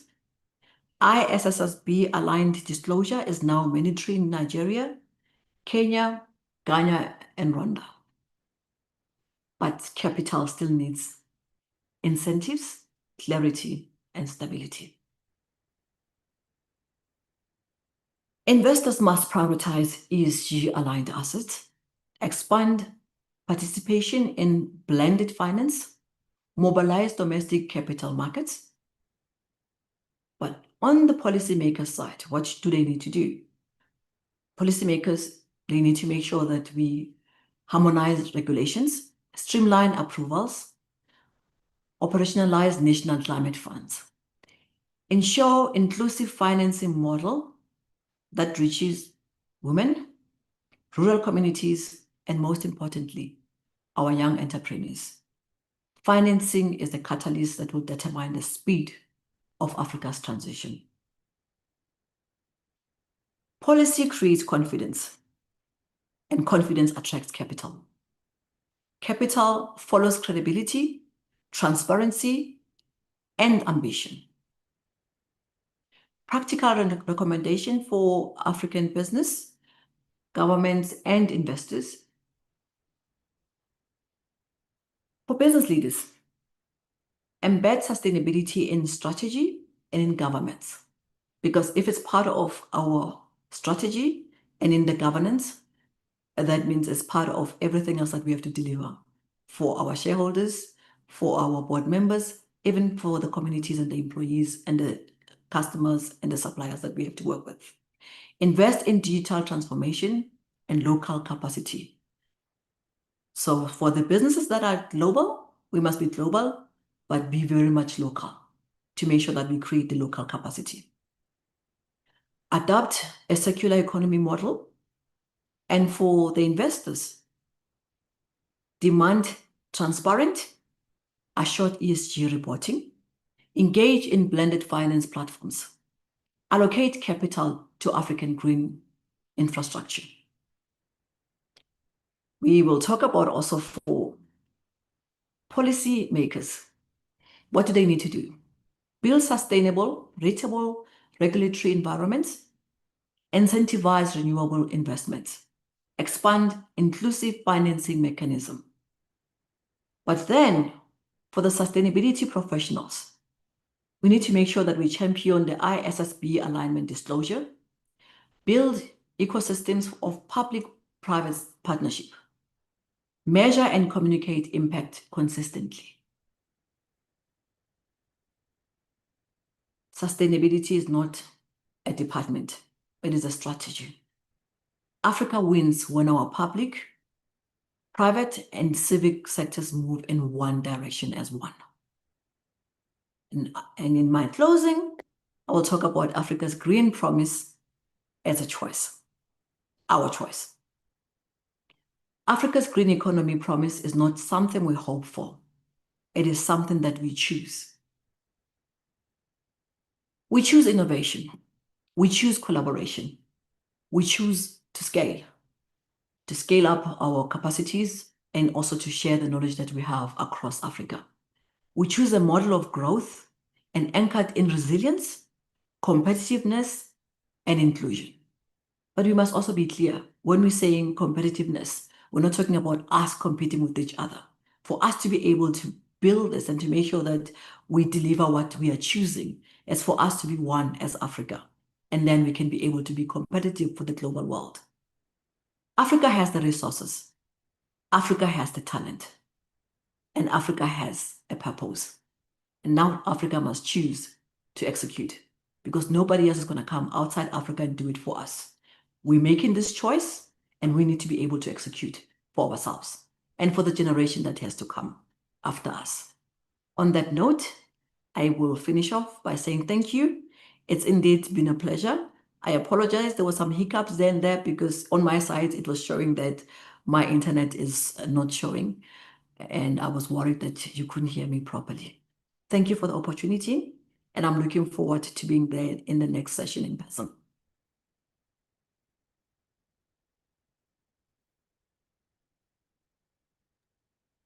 Thank you very much for that session. I hope we can all hear me. Please kindly confirm you can hear me. All right, thank you, thank you. Thank you very much. Thank you very much. Our cluster president, Anglophone Africa, Schneider Electric, the very beautiful Kanina Bladla. Thank you so much for that very insightful keynote speech. You know, based on our theme this year, the Green Sustainability, while she spoke, you said something so profound, and I like that you repeated yourself a second time. You said if Africa should focus on sustainability as a growth engine, Africa will not only participate in the green transition, but Africa will lead it. I mean, that is a quote that I feel like everyone should put on their social media. It's something that people should write down and not forget about, so that we are constantly reminded that if Africa focuses on sustainability as a growth engine, we will not only just be participating in the green transition, but we will be at the very forefront and at the leadership of the sustainability for our continent. Thank you so much, ma'am, one more time for such a very brilliant, remarkable, and highly insightful keynote address. I mean, what more can we say? That was such a very brilliant keynote address. I can go on reading some comments. Someone in the chat box, Engineer Chimezie, is saying a very insightful presentation. Thank you so much, ma'am. Ruben is saying, thank you very much. It will be good. We get a presentation for, I think some people want to have like the slides. But then again, I know that some people might have questions. If you have any questions, please, let's take notes. Drop it in the Q&A session. So if you drop it in the chat box, you just put the, go pop up in the screen and just go up with the slides. But if you drop it in the Q&A session, we will sure see it. So if you have any questions, anything our speaker has said, kindly drop it in the Q&A session. Thank you one more time, Kanina. Thank you so much. You're welcome. You're welcome. All right, very distinguished guests, ladies and gentlemen. We our very first panel session coming up now. And the topic for conversation for our panel session, accelerating sector pathways to green growth, energy, agriculture, finance, and transport. This is a very, very brilliant conversation that we're about to have now. I'm about to give it up to our moderator as she will be introducing our other panelists. Oh, I beg your pardon. Can you hear me now? Please, if you can hear me well, can you let me know? Yes, we can hear you now. Thank you very much. Thank you. So I'm going to give it up now to our panelists, the very beautiful Oluseun Solake, Partner and Associate Director, Energy Access and Energy Transition, Boston Consulting Group. Over to you, Oluseun. Thank you very much, Tolu. Thanks for inviting me. Perhaps let me start off by standing on existing protocol and apologize for not wearing green, even though I am also from a green company logo and values. But before we start, maybe just to set the scene, and the speakers before me have done a great job. We've spoken about Africa's climate, pathway and green growth. Lovely speaker, Kanina, really honed in on two important and powerful dynamics. One, which is, that we hold key resources in terms of, natural resources, solar resources, and talent. But at the same time, we are most, unopportunately affected by not getting climate finance and in terms of climate impact on the continent. So really two polar realities there. In our session today, we maybe want to move things away from just conversations and commitments, but really breaking down how we can be tangible and practical in looking at actionable pathways forward. We will explore sectoral collaboration, corporate leadership, in how to move Africa's green growth agenda forward. And in doing so, I will be talking to a really senior and influential set of panelists. And please let me go on to introduce them one by one. Our first panelist is Yosola Ononuga.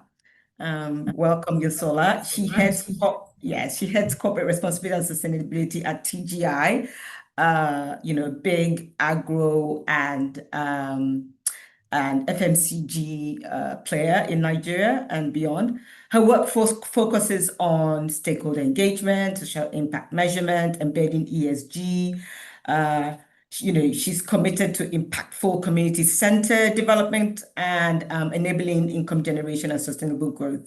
Welcome, Yosola, and thank you for joining us.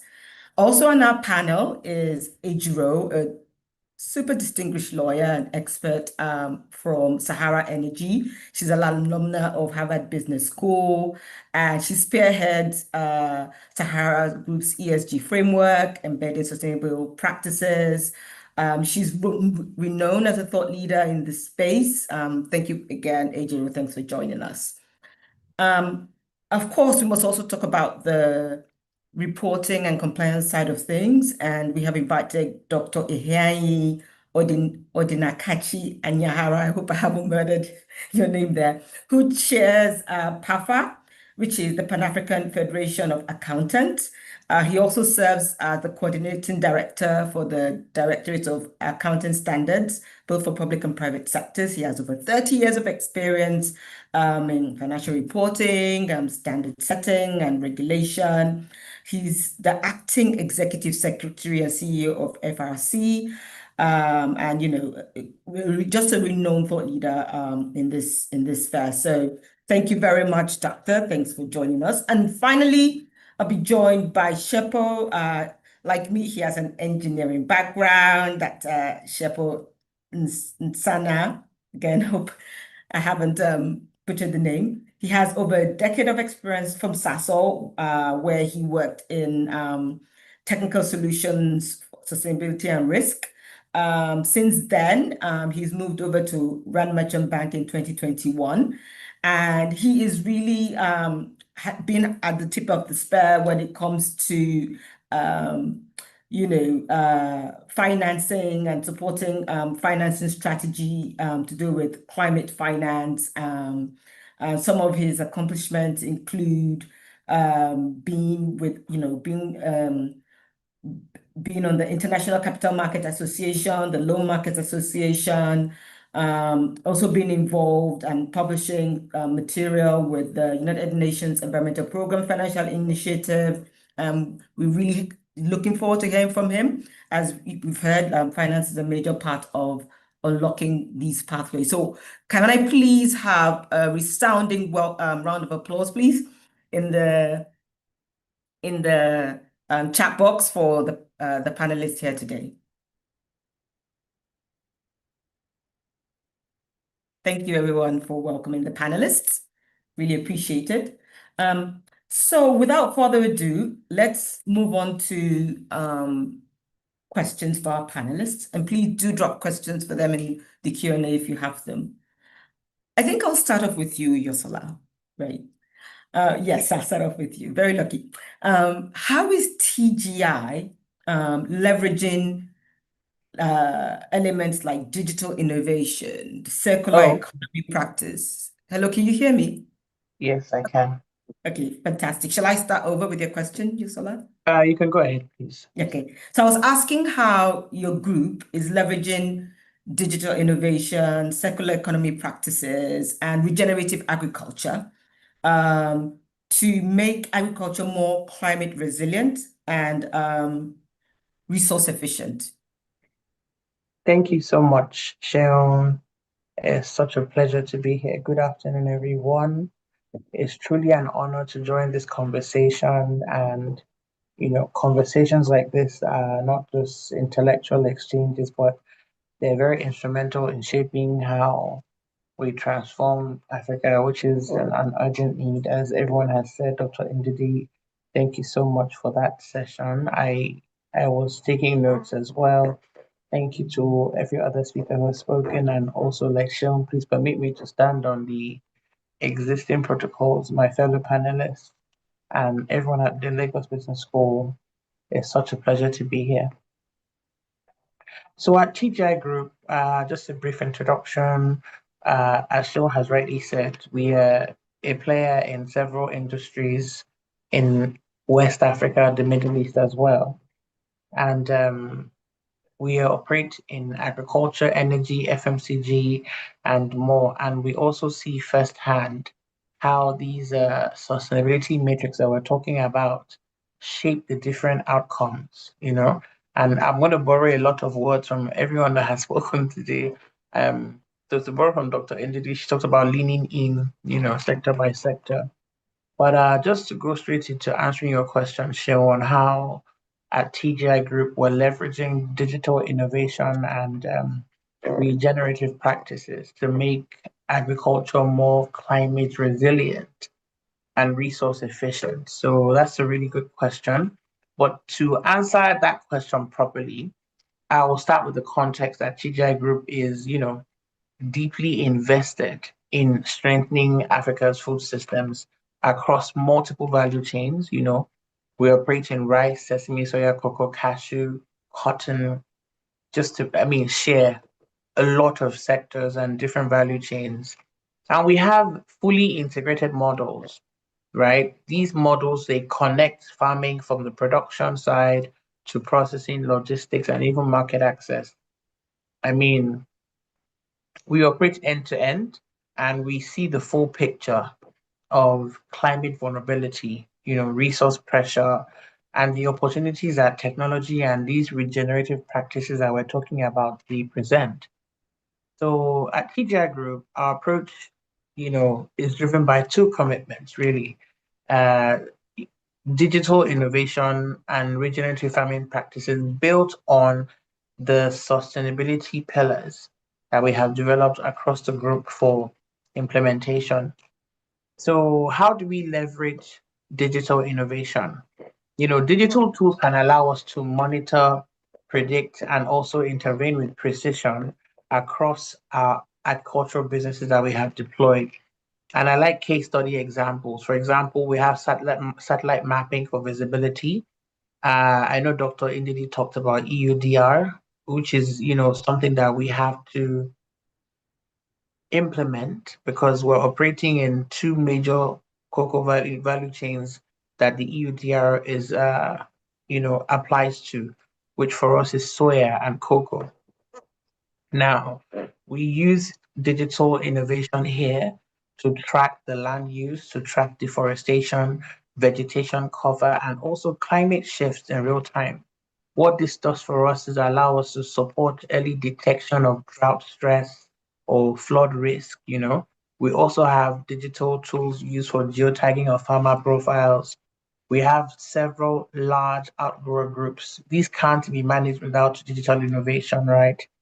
Yield estimation and traceability system are key to what we do, not just from a compliance side, but also for ensuring that we're able to compete globally and, also assure our global clients of transparent systems that we are implementing, especially for our export crops. And also we use digital innovation for climate and compliance alerts, right? Digital dashboards that helps us to highlight risk early and in helping us to deploy agronomists. But we also understand that digitalization is not a replacement of the analog system. And I want to mention that very clearly because we like to, we don't just want to go digital and then replace what works. We like to say at TGI, we're strategically inefficient.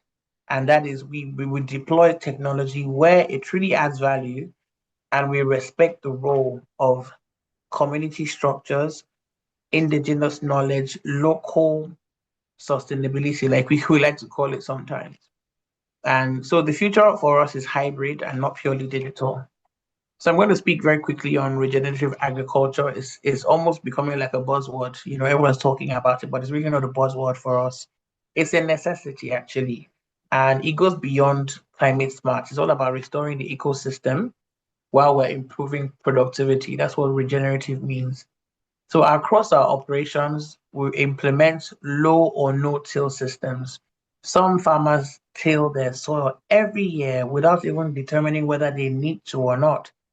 Tillage may not be necessary. So there's less soil disturbance, there's lowering emission, you preserve the soil structure, and many farmers still till out of habit. So we have to train by focusing on behavioral change that demonstrates the yield benefits, right?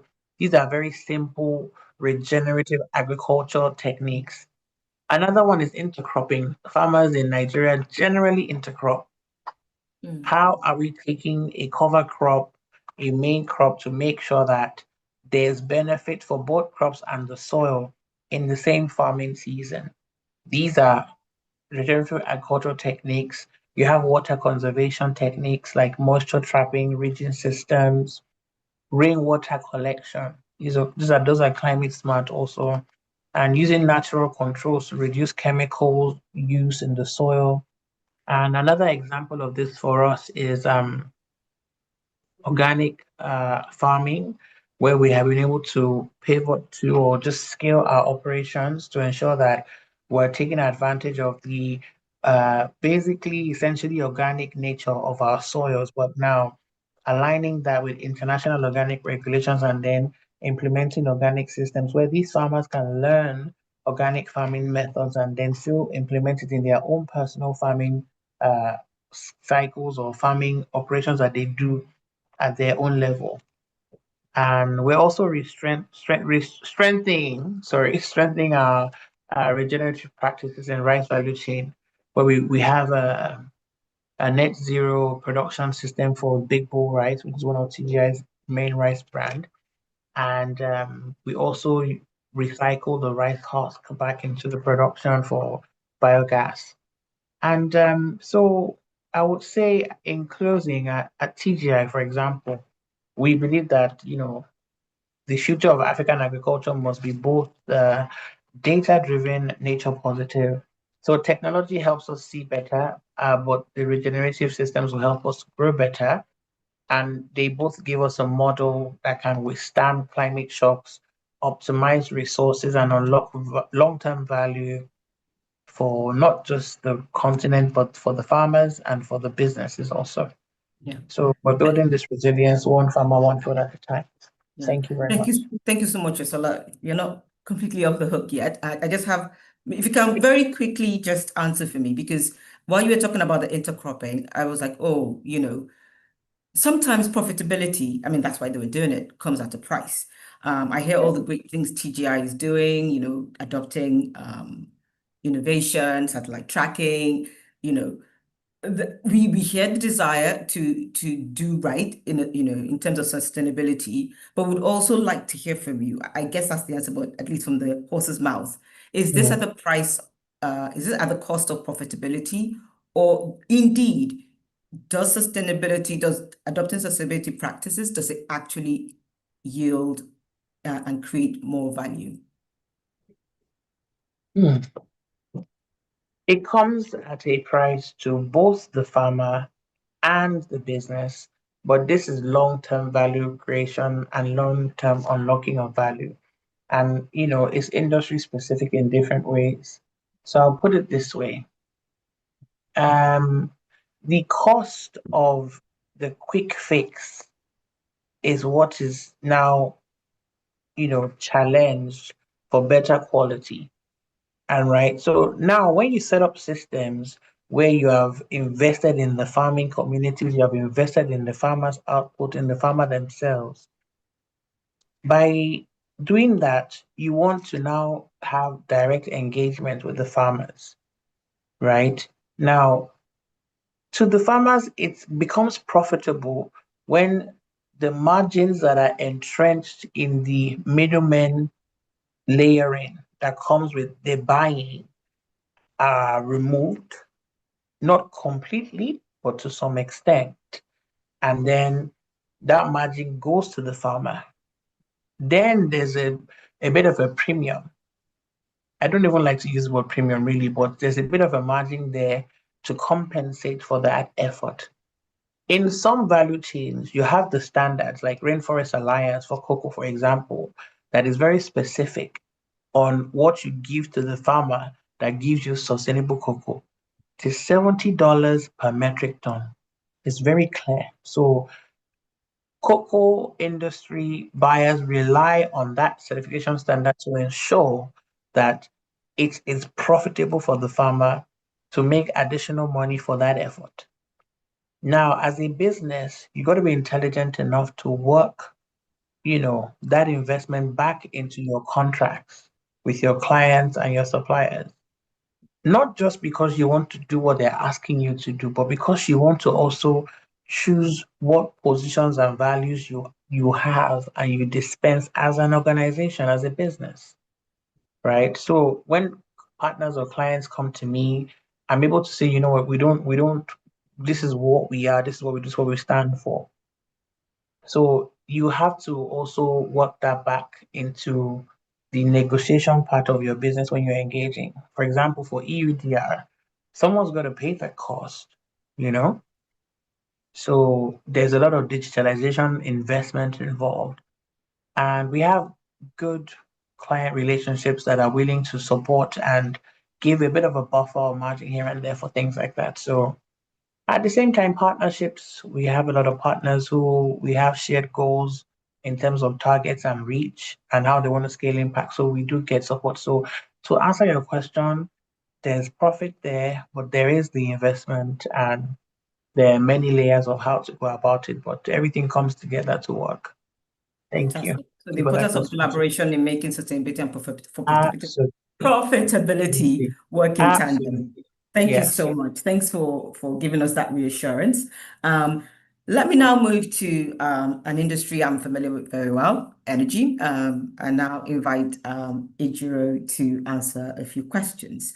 So we've heard about Africa's really strong, resource base in terms of solar and minerals. And at the same time, we also know the energy landscape is changing, rapidly. Would like to hear from you. How are you integrating sustainability into your core businesses? How are you thinking about, for instance, renewable energy? Is that something, is that going to be a big part of your playbook in future? Especially when you consider how many times we've spoken this morning about the 40% energy access gap in Africa. Over to you, Ejiro. Hi, Ejiro. Thank you. Okay. Thank you, Sean. Good afternoon, everyone. I might have to turn off my camera. The internet connection is quite. Okay. Hi, Ejiro. Do we still have you? Okay. So, everyone, Ejiro might have to turn off her camera, but Turn off my camera. okay. Okay, To fantastic. stabilize. All right. You don't mind. No, that's absolutely fine. Thank you. Kindly go ahead. Okay. So, yeah, can you hear me now? Yes, we can. Hello? Yes, you we hear can me hear now? you. We can hear you. Can you hear us? Yes, I can hear you now. Yes. Okay, so, with Sahara Group, good afternoon, everyone. Thank you for this opportunity. Good job to the prior speakers. Thoroughly enjoyed the input and contributions. Now, with Sahara Group operates across the energy sector, oil and gas and power.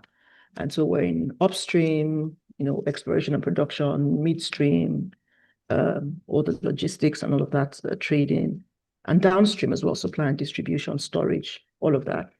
And in the power sector as well, we operate in the generating side of things and distribution of electricity. So we pretty much understand the value chain quite well. Now, operations are quite global. We operate across Africa, we operate in Europe and in Asia. With regard to how we're integrating sustainability into our operations and into our business, like most energy companies, we have a unique position, right? In that we're both providers of energy and users of energy. So of course, providers in that is the business that we do. That's the core of our business, providing access to energy. And then users of energy in the sense that, of course, in our operations, in the work that we do, we also utilize energy. And so we're in a very unique position for that. And so there's a number of things that we need to do to ensure that we're integrating sustainability into the work we do. Now, the first approach really was to even understand what is material to our business. Because like you said, the landscape is rapidly changing and we must adjust, right, to ensure that we're being proactive and at the same time we understand the nuances of this changing landscape as it affects Africa and Nigeria. Because we're in a unique position. You talked about the huge energy access gap and its impact on growth, on infrastructure development and all of that in Africa and Nigeria. So it's even understanding what is material to our business, right? And in doing that, we conduct a materiality assessment biennially. And in conducting the materiality assessment biennially, we then do a revalidation in the years in between. So it's even to understand what is important to our business, what is important to our stakeholders. And on the basis of that, we then conduct an ESG risk assessment.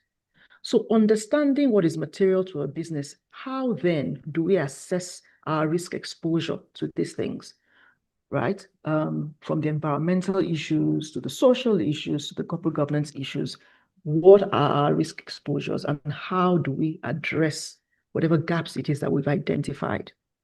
Another thing that was really key was even getting the board as well to be aligned. It was the keynote speaker who said, sustainability is a strategy, it's not a department. And we fully buy into that because whilst we do have a governance and sustainability team, our primary focus in that team is to coordinate activities so that our sustainability strategy is cohesive and is consistent. That's our primary role.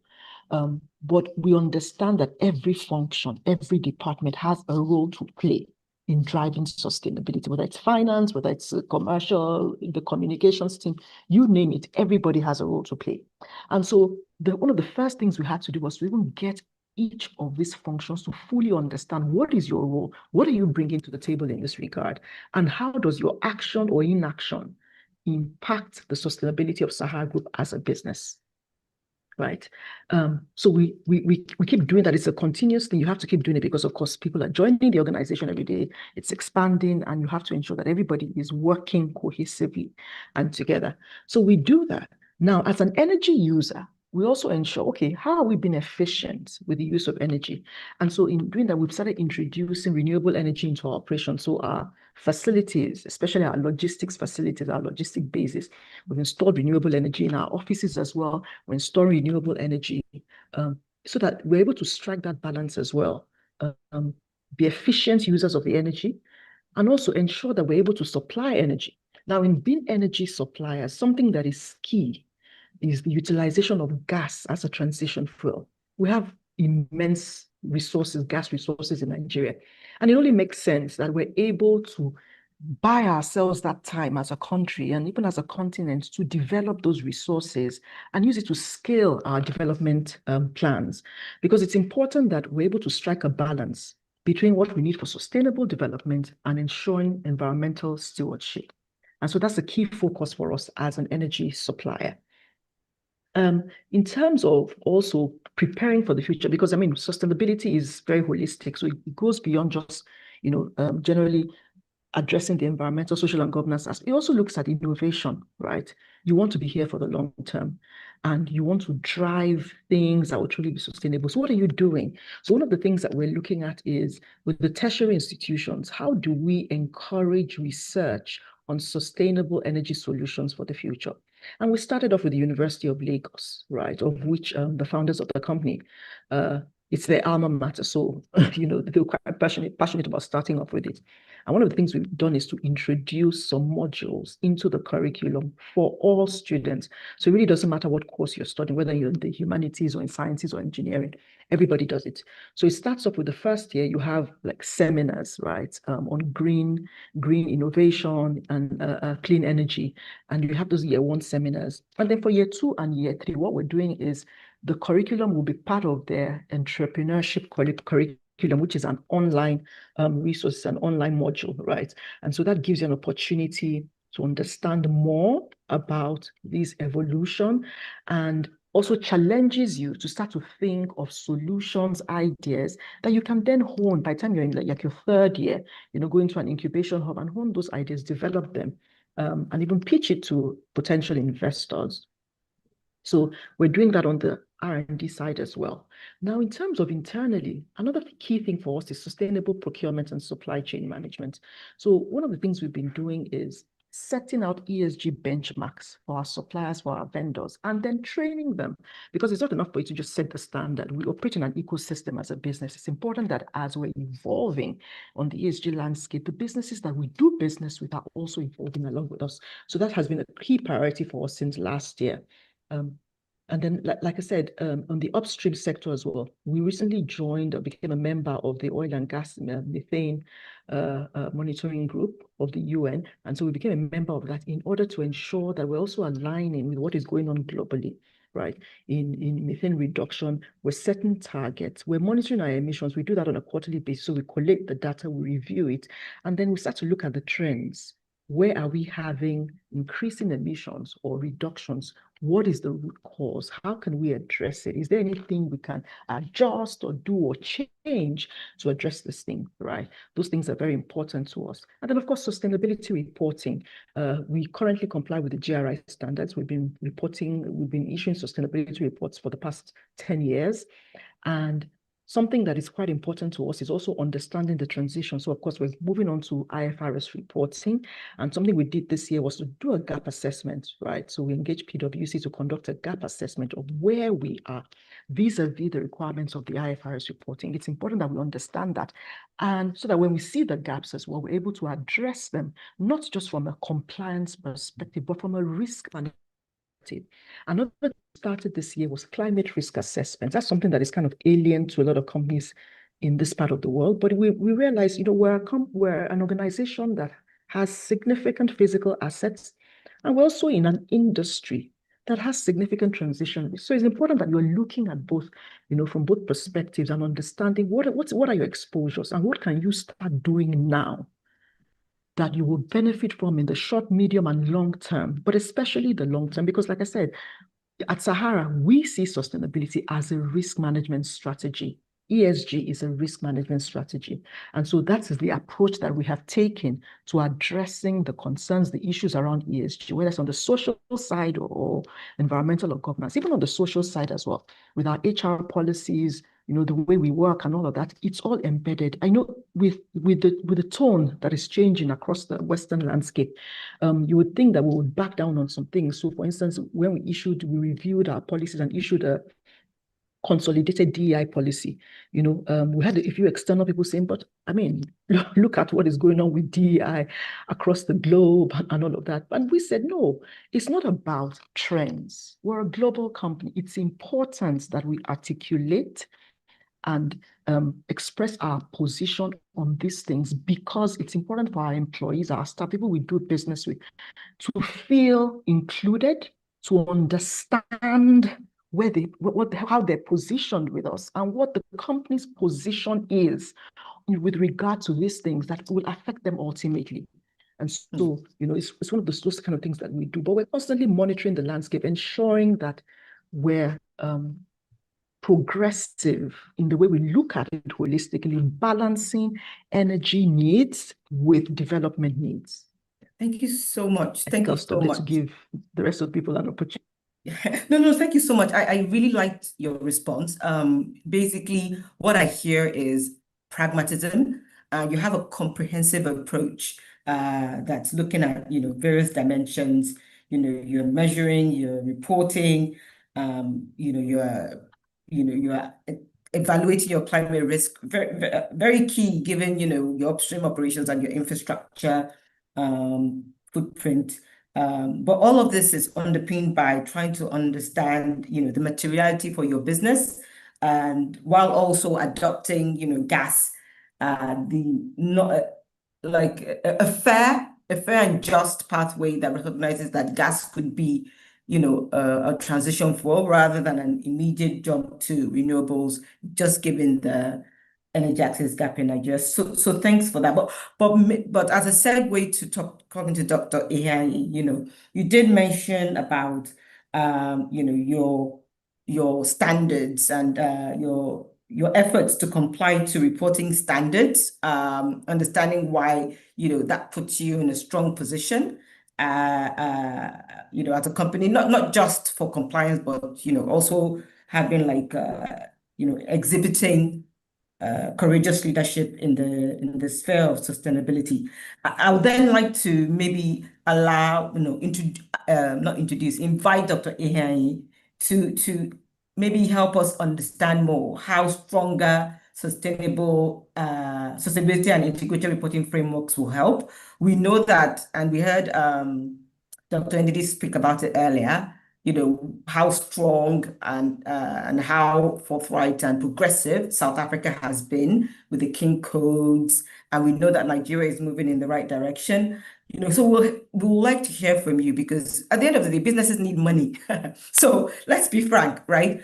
Is this all just hot air, or are all this efforts really going to make an impact on capital flows?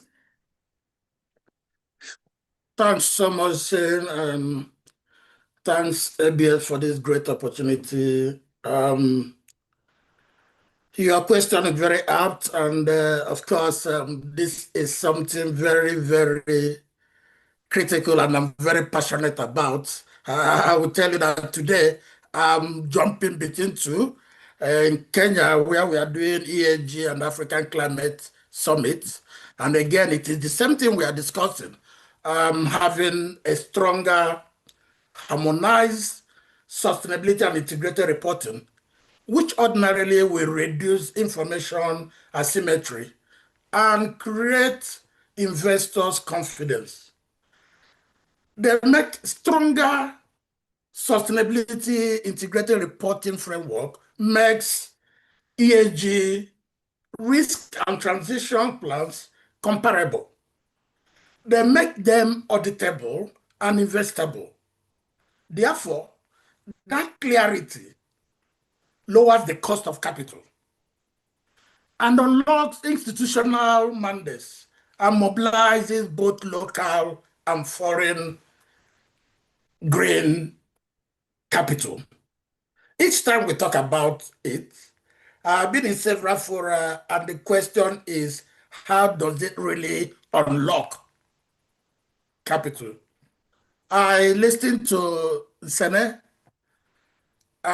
Once you create an auditable, credible sustainability report, it gives the stakeholders and investors confidence. And you can only do it with the following mechanisms. One, you have to have comparability and standardization. If you are reporting and your report cannot be compared with your peers, I mean, how can an investor now have the confidence and say, this is what I'm looking at, and they have been able to comply? I also had some talk about materiality. First of all, if you look at ISSB IFRS standard, they talked about relevance and faithful representation. It is not every issue that is material. Therefore, you need to identify your material issues to both your organization and your stakeholders. If you are able to do this is a mechanism I'm talking about, you do assurance. I used to joke in all fora, saying if you are asked to set questions for yourself and mark it, ordinarily, I know you will score yourself, you are laughing, you will score yourself so high. But the point I'm driving here is, if you have a third-party independent expert that attests to your scoring, whether you got 100 or not, everybody will believe in that score. Therefore, assurance is very, very critical. And you also have to do the assurance based on known standards. That's why your question about, having harmonized stronger. We have a global standard in assurance, and that's ISA 5000 now, that is being, even though the effective date is still December 2026, but standards will tell you early implementation is encouraged. So you need to have credible assurance. You need to have enabling financial products. Also, in doing this, it will reduce perceived sovereign and core country risk. Once these things are coming, of course, the green funds that are there are already accessible, and it has unlocked that. So for me, it's very obvious that if we are having a harmonized, stronger sustainability and integrated reporting framework, that even risk pricing will reduce and make it more accessible. Therefore, I'm looking at faster issuance and wider demand for green bonds and sustainability-linked instruments if we are able to comply with a harmonized sustainability reporting standard, not this plethora, what I call landscape of confusion. We should come and have one single set of high-quality global standards. I chatted Buck when I heard him say we are not competing, we are connecting. I mean, stakeholders, operators should be served the stress of, like Sahara Group have said, migrating now from GRI to this. Why can't we have a single state And we have it in financial reporting when we have convergence. So I'm looking at larger institutional allocations from pension funds and sovereign wealth funds that require consistent ESG data. Everybody, every stakeholder, every meaningful investor is not mindful of only number these days. They are looking at. And let me quickly round up this. I like what Ononoga said. That was the narrative we had in the council when I was there and when we started this journey.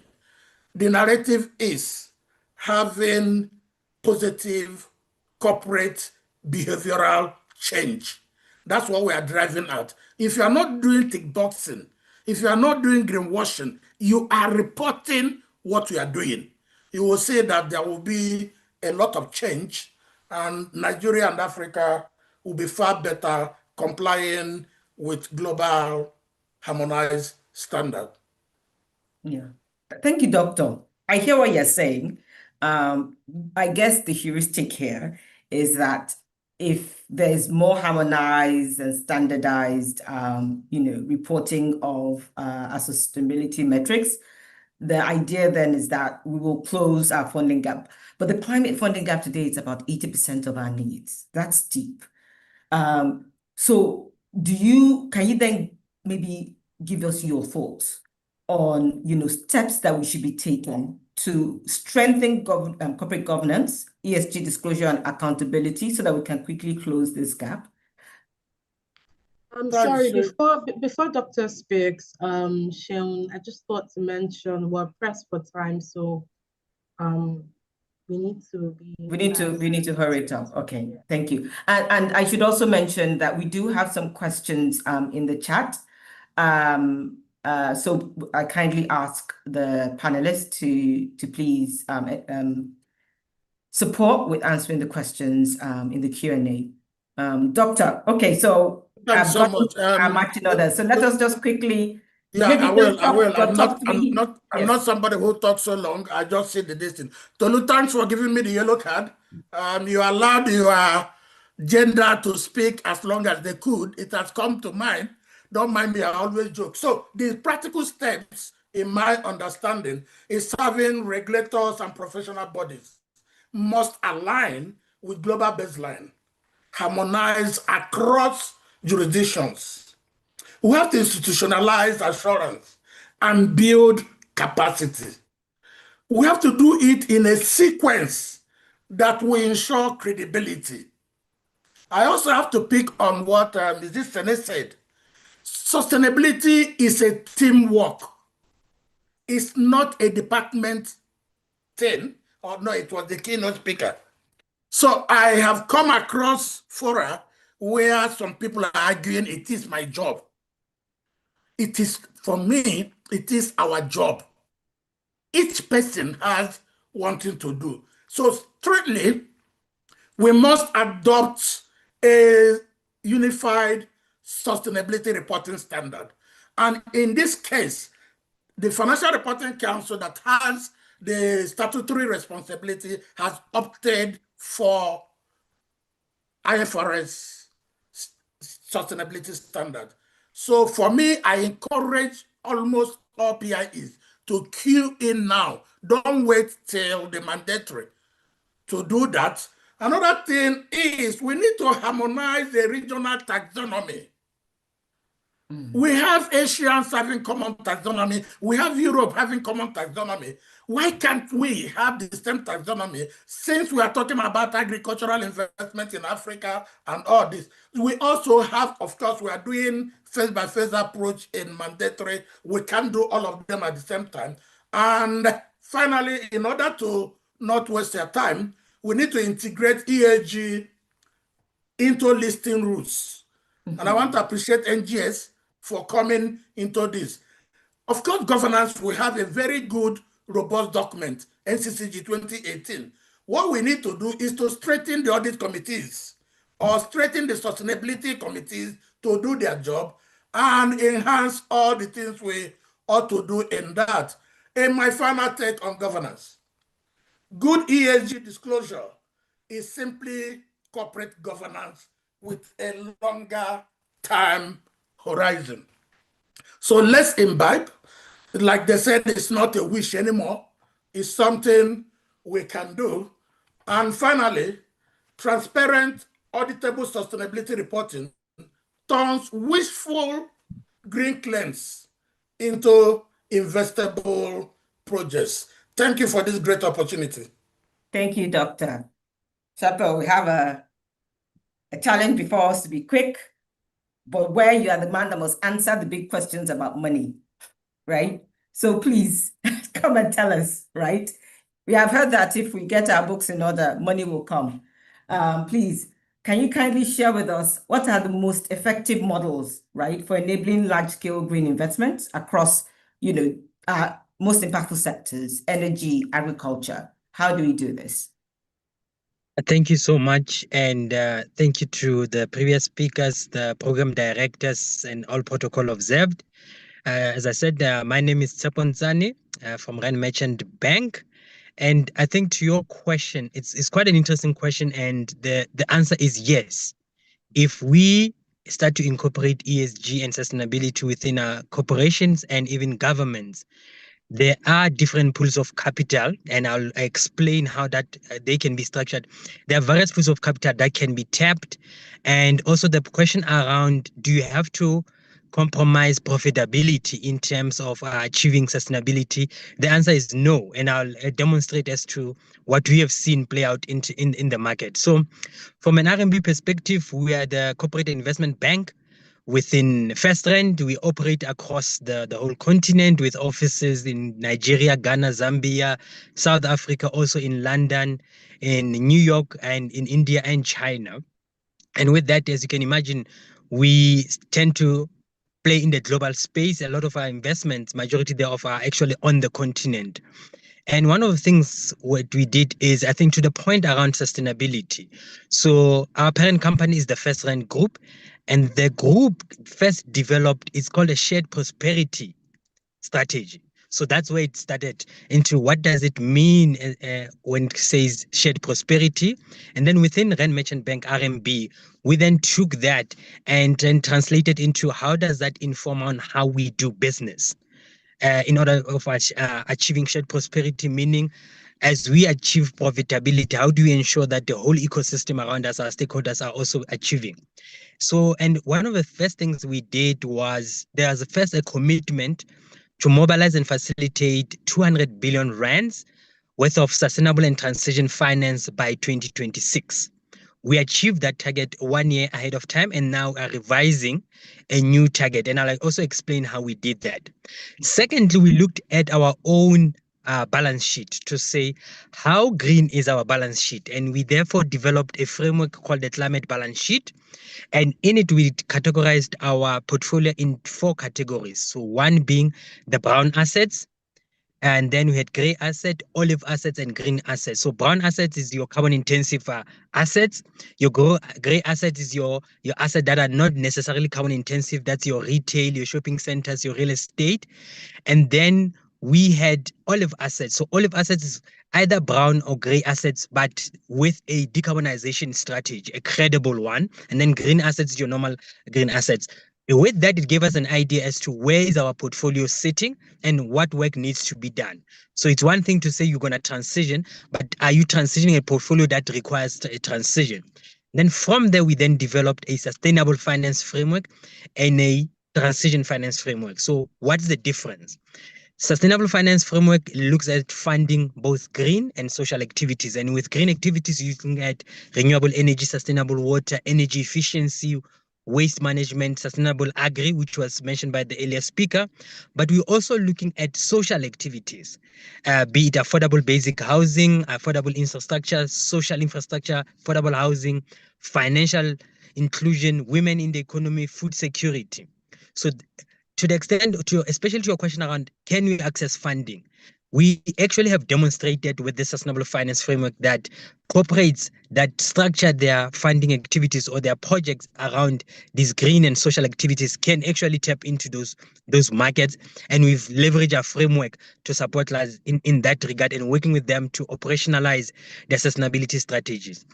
However, we ran into a challenge because obviously you can only do particularly green with very specific tech sectors. And your hard to abate sectors, you're talking cement, glass, pulp and paper, power and energy. Unfortunately, you can't do green with them, but that's where a lot of your emissions are sitting, where a lot of the transition has to happen. And hence came the inception of the Transition Finance Framework. The purpose of that framework is to fund decarbonization activities in these hard to abate sectors.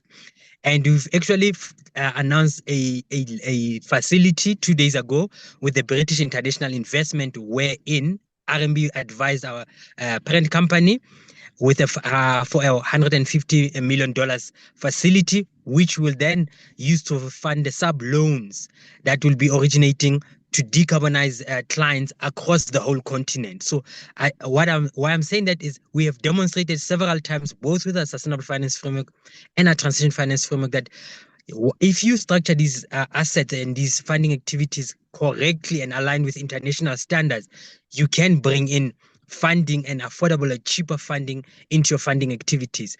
Now, there was a question as to, does this mean you have to lose profitability? And I said no. So how do you then achieve it? One, what we have seen is that the activities themselves do result in operational costs coming down. One, renewable energy. We have seen that, for example, solar PV ranges between, or the prices we have seen, 80 to 120 naira per kilowatt hour. And this is just converting what we've seen in South Africa. And if you convert that in South Africa, fossil fuel power, which is coal power, ranges between 200 and 420 naira per kilowatt hour. So as you can imagine, there's a big margin between going green and remaining with fossil fuel power. So from an OPEX perspective, particularly when you look at electricity, there's a benefit thereof. So you do the investment and you see a direct return. And with the emergence of energy traders, what we are seeing is that corporates don't have to put the capex themselves. They can sign up in a power purchase agreement with a developer. They just then pay for the electricity. So that's that benefit. Secondly, also, we've seen that when you structure facilities that are transition linked or sustainability linked, what you then find is you start to tap into pools of capital that have a dedicated focus on sustainability or on transition. A lot of the guys in this call who are familiar with syndicated loans or syndicated facilities will know that a corporate will go into the market and says, I'm raising this type of funding, and have commercial banks and institutional investors bidding for that funding. What you then find is that when you do sustainability or transition, that pool becomes bigger. And with a bigger pool comes price tension. So now all of a sudden, the funding you would have gotten, the pricing thereof becomes much more affordable compared to what you used to see, purely on the fact that you've structured it according to sustainability standards. So you can start to see not only there's an OPEX benefit, but also from a margin perspective when it comes to your debt. If you structure these facilities that way, you get a bigger pool of capital and it's priced appropriately, and some of it comes with longer tenures. So that is also the benefit that you do see. So to that question around, you don't have to lose profitability. You actually go into a market where there's more positive than negative, especially when you start to embrace this. Is it a challenge when you start? Yes, because now you have to develop a strategy.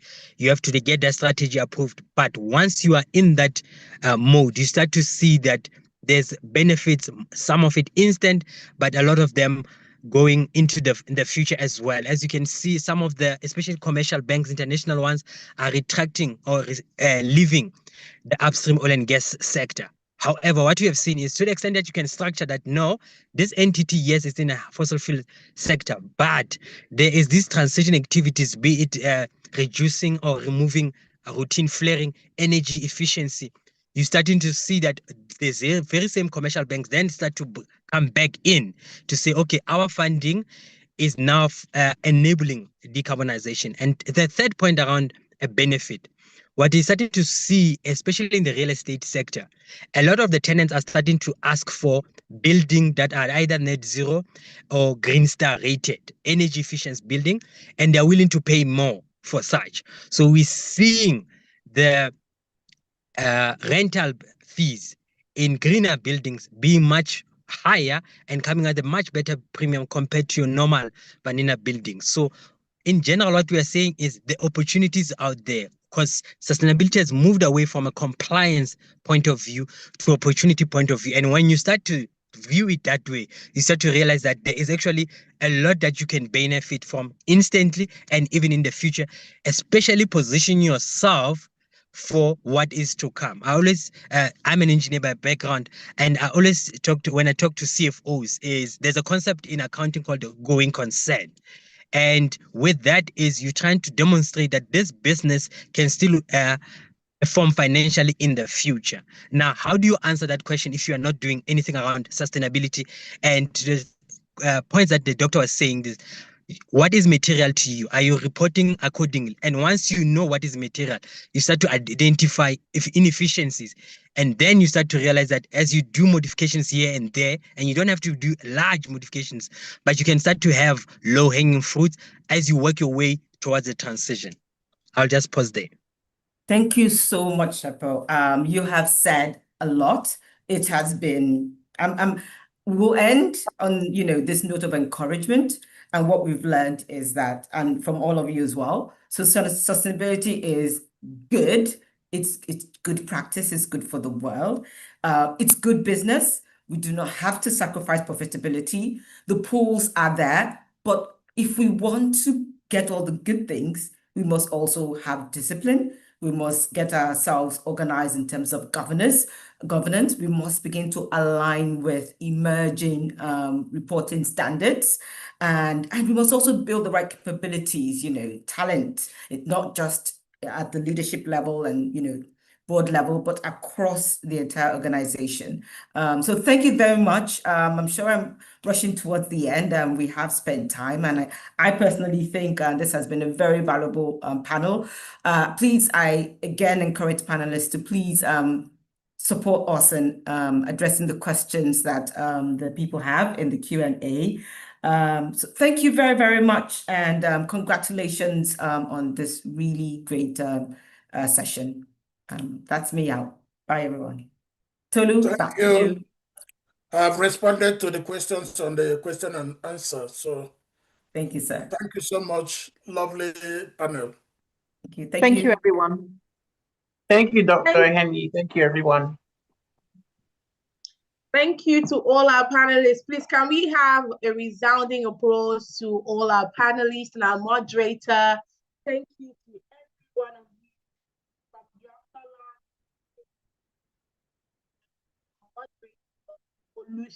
Thank you all so much for your time. Thank you for such a brilliant panel session.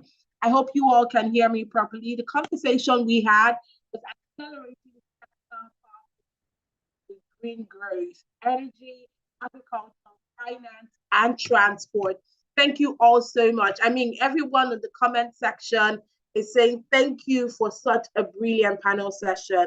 I know that we're pressed for time and we couldn't take some of the questions, but please, if you still have some more questions, do well to drop it in the Q&A section, and then we will do well to read out your questions later on. But if perhaps you want to speak with any of the panelists, I think you can check them out on LinkedIn and, perhaps send them a DM and they will be answering your questions. Thank you all so much. We still have another panel session coming up and then a case presentation coming up. But before we get into our second panel presentation and our case presentation, again, we have some amazing partners that were part of this sustainability conference this year. Initially, we showed you a video from PwC. Now we're showing you a video from the Global Reporting Initiative, GRI. Now over to the video.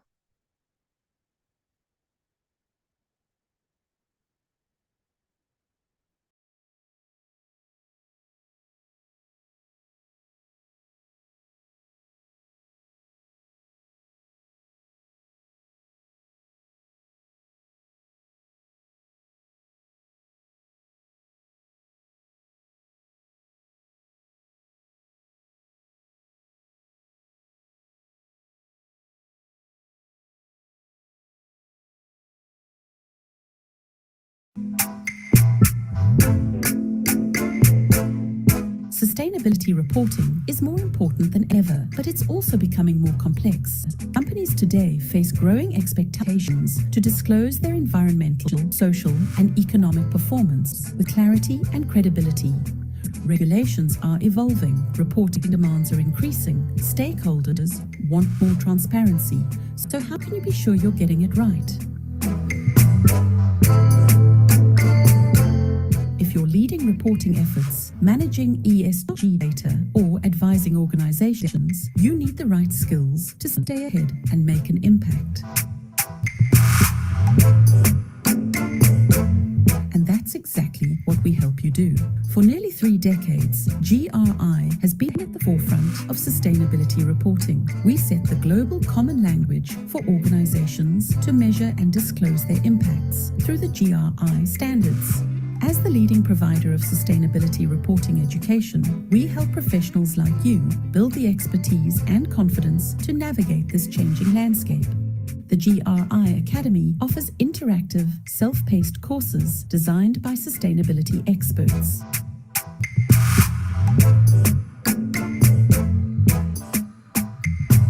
Whether you're new to reporting or looking to expand your skills, our online platform gives you the tools to succeed on your schedule. Do you prefer in-person training? GRI's certified training partners form a global network of training organizations delivering licensed sustainability reporting courses in more than 50 countries. Their expert-led sessions are tailored to local regulations and industry needs. Looking to take your career further? Earn a credential that sets you apart. The GRI Professional Certification Program is designed to strengthen your expertise and show employers, clients, and stakeholders that you're a leader in sustainability reporting.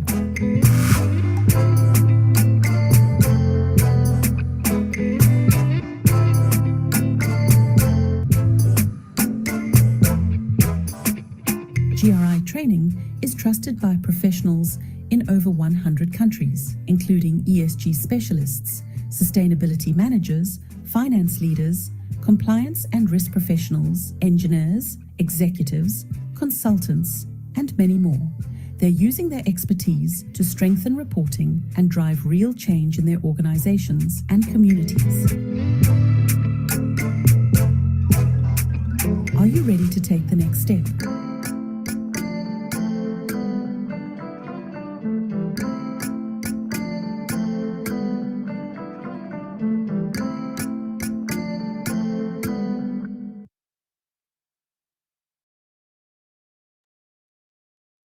Thank you so much for that video. That was a video from one of our partners, GRI, the Global Reporting Initiatives. I mean, the International Sustainability Conference has been on for a couple of years now, and quite frankly, we want to appreciate all our partners for being a part of this conference year in, year out. We appreciate you, we see you, and we say thank you. Very distinguished guests, ladies and gentlemen, we're getting now first case presentation of the day. And our first case presentation today, we're talking sustainability at scale, reducing environmental footprints in Africa's high impact sectors, a case study on Dangote Refinery. And to take us in that, ladies and gentlemen, is the Group Chief HSSE and Sustainability Officer, Dangote Industries Limited. Ladies and gentlemen, please, with your virtual resounding applause, let us make welcome Dr. James Adenuga. Over to you, Dr. James.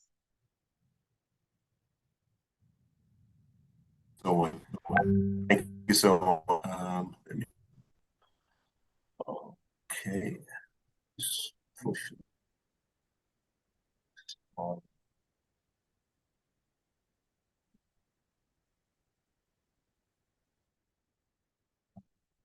I hope you can see my slide. Oh.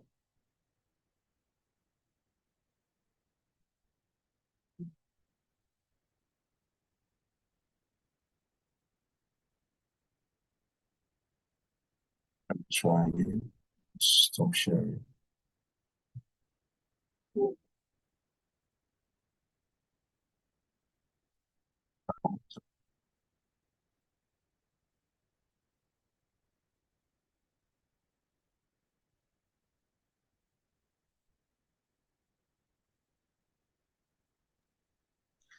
Hello, sir. We can't hear you.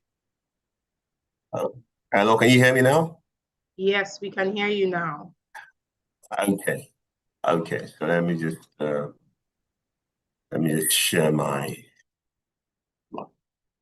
Okay. Are you able to see my? Okay, let me see. Yes, now. we can see your screen, but it's a bit too zoomed to the screen. Can you zoom out a little bit because it's not clear?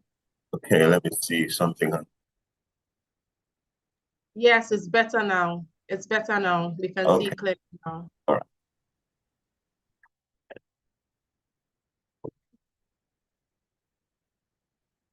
Okay. All right, let me switch the display. Switch. Okay, better? Yes, please. It's better now. We can see your screen now. Okay, all right. All right, mindful of time. Let me just. Okay, sorry. Good afternoon. I'd like to rest on existing protocols, but I can't come up here without paying due homage to the team at the Lagos Business School. I'm also a student there as well. I'm running a DBA at the moment. And thanks to the team at the Sustainability Center. Recognize Professor Guyemi and the rest of the team. Sorry, I understand you're not seeing my. Just a minute. Sorry, are you seeing my screen now or my deck now? Let me just go one slide. Hello? Okay. Yes. Hello. Hello. So I'm sharing your slides now. So. Yeah, I'd like, but can you see what I'm sharing that is up? I'm just wondering.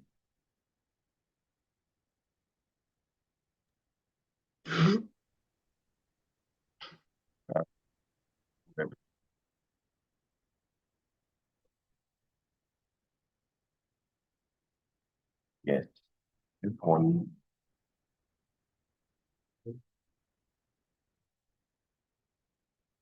Yeah. Yeah. Okay. That should be.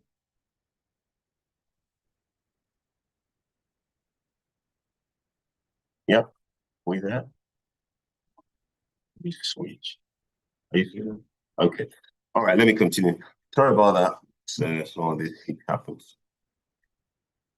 So thank you so much for the opportunity. I'll try and make this as expeditious as possible. I'll start with a quote from my principal. And this quote from Alhaji Aliko Dangote GCON says, sustainability thinking enables us to better balance our economic, social, and environmental priorities, whilst we are sustaining our financial, operational, and institutional goals.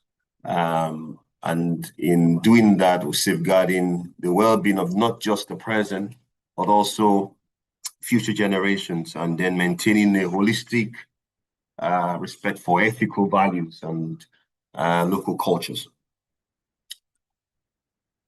In Africa today, we can see a surge James, your in slides are not industrialization. shifting. Your slides aren't changing. Sorry? You're still on the cover slide. Oh my. So Dr. Denigo, you can stop share and the team will share the slides for you. You can just let them know when to go to the next slide. Can you, sorry, stop sharing. Okay, all right, let me Dr. stop. James, please, can you remove your camera cover so we can see you?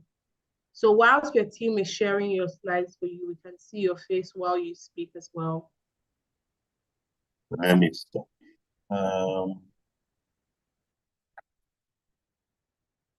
Sorry. So Lou, how do you know better? he's not in a bathtub?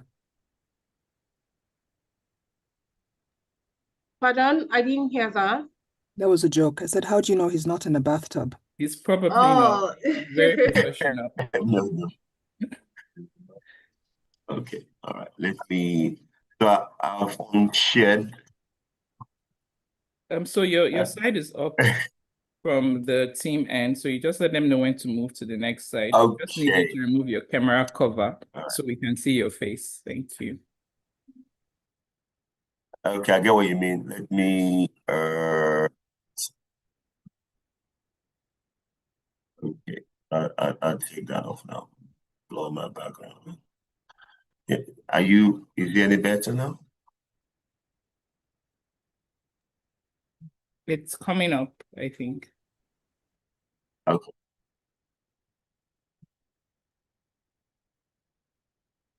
But you can proceed. Your slides are set now. So please continue. So is for that. The next slide you will be seeing would it was a quote from my principal, and I just said that. So I will just then the slide on Africa. You can go to the next slide.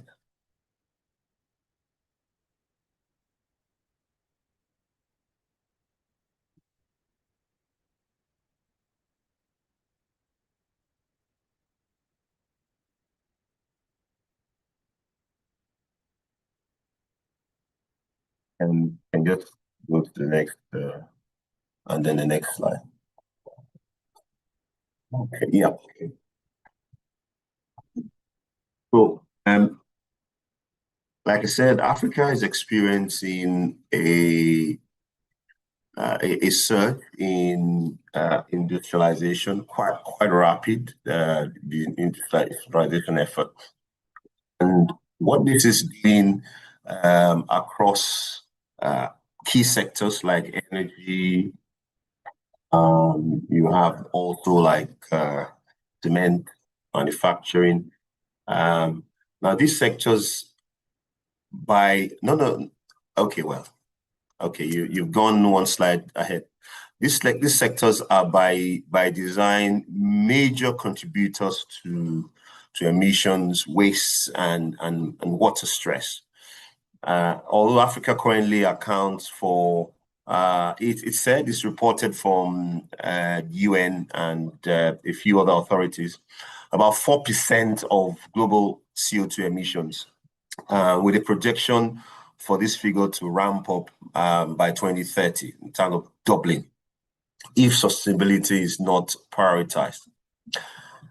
It therefore becomes quite critical that sustainability efforts are embedded and the stewardship at the right level as the industrialization journey progresses from the onset, right ab initio as against doing retrofitting efforts. So the high impact sectors are, as you see here, like I said, energy refining, cement, in agriculture, fast moving consumer goods, FMCGs, with deforestation efforts and circular economy models. You can move on to the next slide so I can pace up a bit. Now at the Dangote refinery, next slide, please. Maybe there's a delay in. Okay. The Dangote refinery. This information is all over the place anyway, but just in case there's anybody out there who is not apprised with some of the context of this monstrosity. It's located in the Lekki Free Zone in Lagos State, southwest Nigeria, with a capacity for production of 650,000 barrels per day.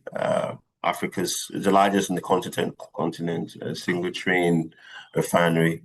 Probably heard some announcement recently about us doubling that. Now, don't ask me details of when and the dynamics, but that's certainly a huge vision. and to 20 billion USD. And the objective primarily is to reduce import dependency and strengthen energy security and set new benchmarks using Nigeria as a. Now I can't progress around the sustainability profiling of the refinery without letting you understand the critical, we call this a Dangote way, and I'm happy here we have Dr. Didi, who was quite instrumental with a lot of effort and strategic engagement to see to the birthing of these pillars, and this we call our 7 sustainability pillars, the Dangote way. It's driven by, you know, with the intention of the goal. Somebody's raising their hand, Grace. Okay. Of achieving a high level of governance. And the previous panel session, governance came up quite a bit. And these sustainability pillars are embedded in the corporate culture, which then guide how we continue to build our footprints and enhance the efforts, even at the refinery, as case in point. By aligning this refinery design and operations, these principles take the center stage in those developmental efforts without compromising environmental performance and social responsibility, of course. Next slide. As I progress on couching this, it's important to also highlight that, because straight away when you hear the refinery, that is already the whipping dog in the ESG space or in the sustainability world globally. Not even referencing the global south, but generally what's the discourse in the global north is, I mean, it's a whipping dog, the bad emitters. But there are about 5 green technologies that have been incorporated into the operation of the Dangote refinery. The first one is a flare gas recovery unit. This is an approach to minimize environmental impact by capturing and reusing gas that would otherwise have been flared, dropping GHG emissions. The other one is the sulfur recovery unit. The SRUs are employed to cut down SO2 emissions. And then also there is a zero liquid discharge technology, which is a system to ensure that all processed water from the refinery in the course of refinery operation are recycled. And these does eliminate wastewater discharge. Another interesting piece is the desalination plant, which uses seawater, all right, reducing pressure on freshwater resource and energy recovery systems are converted to waste. Now, these innovations collectively demonstrate how sustainability can be operationalized at scale. Next slide, please. On the environmental granulation of these 5 approaches, technologies, you find, the next slide, please. From an air perspective, so flaring and recovery of CO2, about 98% reduction of CO2. Then from the water element, in terms of impact, zero liquid discharge. So given next slide, please. I'm still on, or maybe it's the delay in the network. 100% reuse of processed water. That's water. So air, water. The other one is energy. So a cogeneration, at least up to 30% efficiency gain in that respect. And then lastly is waste. So the recycling of up to about 85% waste diversion. So these 5 technologies, from an environmental impact perspective, give an indication of the thoughts around sustainability. Now, if you then look at the social, we can't talk about sustainability or ESG, you find the social piece playing a very critical role in that. And the sustainability at Dangote is not just limited to environmental outcomes or managing environmental impacts. And I say this broadly. I mean, I see it in the corporate center. So refinery and fertilizer and all that piece is just one of the expressions I tend to provide oversight. It encompasses the social and economic benefits. And I see a few pictures there. These are, sorry, you jumped too quickly. Or maybe it's a prompt for me to rush on. All right. The refinery project, for instance, created over 9,000 jobs during its construction. And it's continuing to support local economies through partnerships with small and medium enterprise, skill development programs, corporate social responsibility initiatives. We target this water, sanitation, health, infrastructure, and the likes. Now, the CSR initiatives are set up to demonstrate the business's commitment to empowering local communities. We've got 15 of those host communities, so you know that relate to what we do in that corridor. As you, the slide on the ESG stakeholder was just to give you a profiling of. I think you can move on now. I think I've already spoken to this one of our ESG stakeholder profiling. So on one side, from an internal stakeholder profiling, the employees, owners, and you can break down even further to SOBs, to functions, to business units and all that. But on the other side, which is the external stakeholders, you have customers, consumers, certainly our shareholders. I've talked about local communities and suppliers. Now, a very critical piece, the last two, which have got us really active recently, the government, regulatory bodies, and then the lenders and investors. All right, and in a way of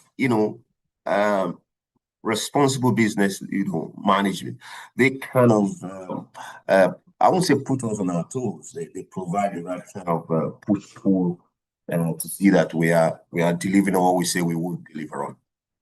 Next slide, then. So the next slide is just as I begin around some of the lessons we've learned from the integration of sustainability into this huge project. Now, several lessons have been learned from the Dangote refinery experience. First is the embedding of sustainability from design. Okay, and this has provided a more efficient, cost-effective approach to embedding sustainability concepts and dimensions as against retrofitting this down the line. The other is adhering to international standards, the International Finance Corporation, World Bank, the ISO standards. I'm glad we have the GRI executive on the panel here today. And this enhances credibility and accountability for us. And one certainly latching on the SDG 17 is collaboration. We couldn't, progress thus far without having benefited from partnerships and collaboration at all levels and all fronts. And we do express gratitude for this. Now, the last piece there is, scaling, amplified impacts through efficiency gains. Now, you find that, when you look at the insights that we see that giving us value as an organization, it just causes us to assess our success and enable a strategic scaling up of operations to amplify sustainability efforts. I've got 2 or 3 more slides. Now, replicating this success, next slide then. Replicating this success across other sectors, haven't seen, and it's quite an interesting back and forth, integration. Now, for instance, in the cement business, we implemented the alternative fuel process, low clinker blends, which reduce emissions. At the FMCG side of the business, this sector can implement closed-loop packaging systems, all right? And then you find in the mining operation, prioritize land rehabilitation.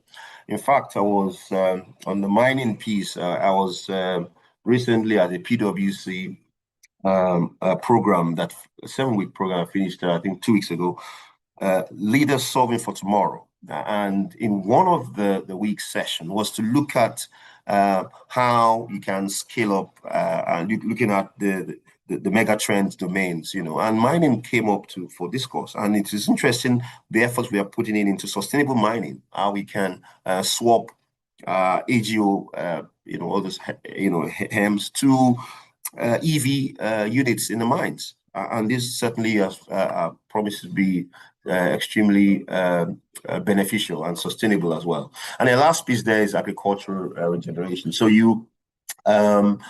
regenerative and low carbon practices certainly can enhance sustainability.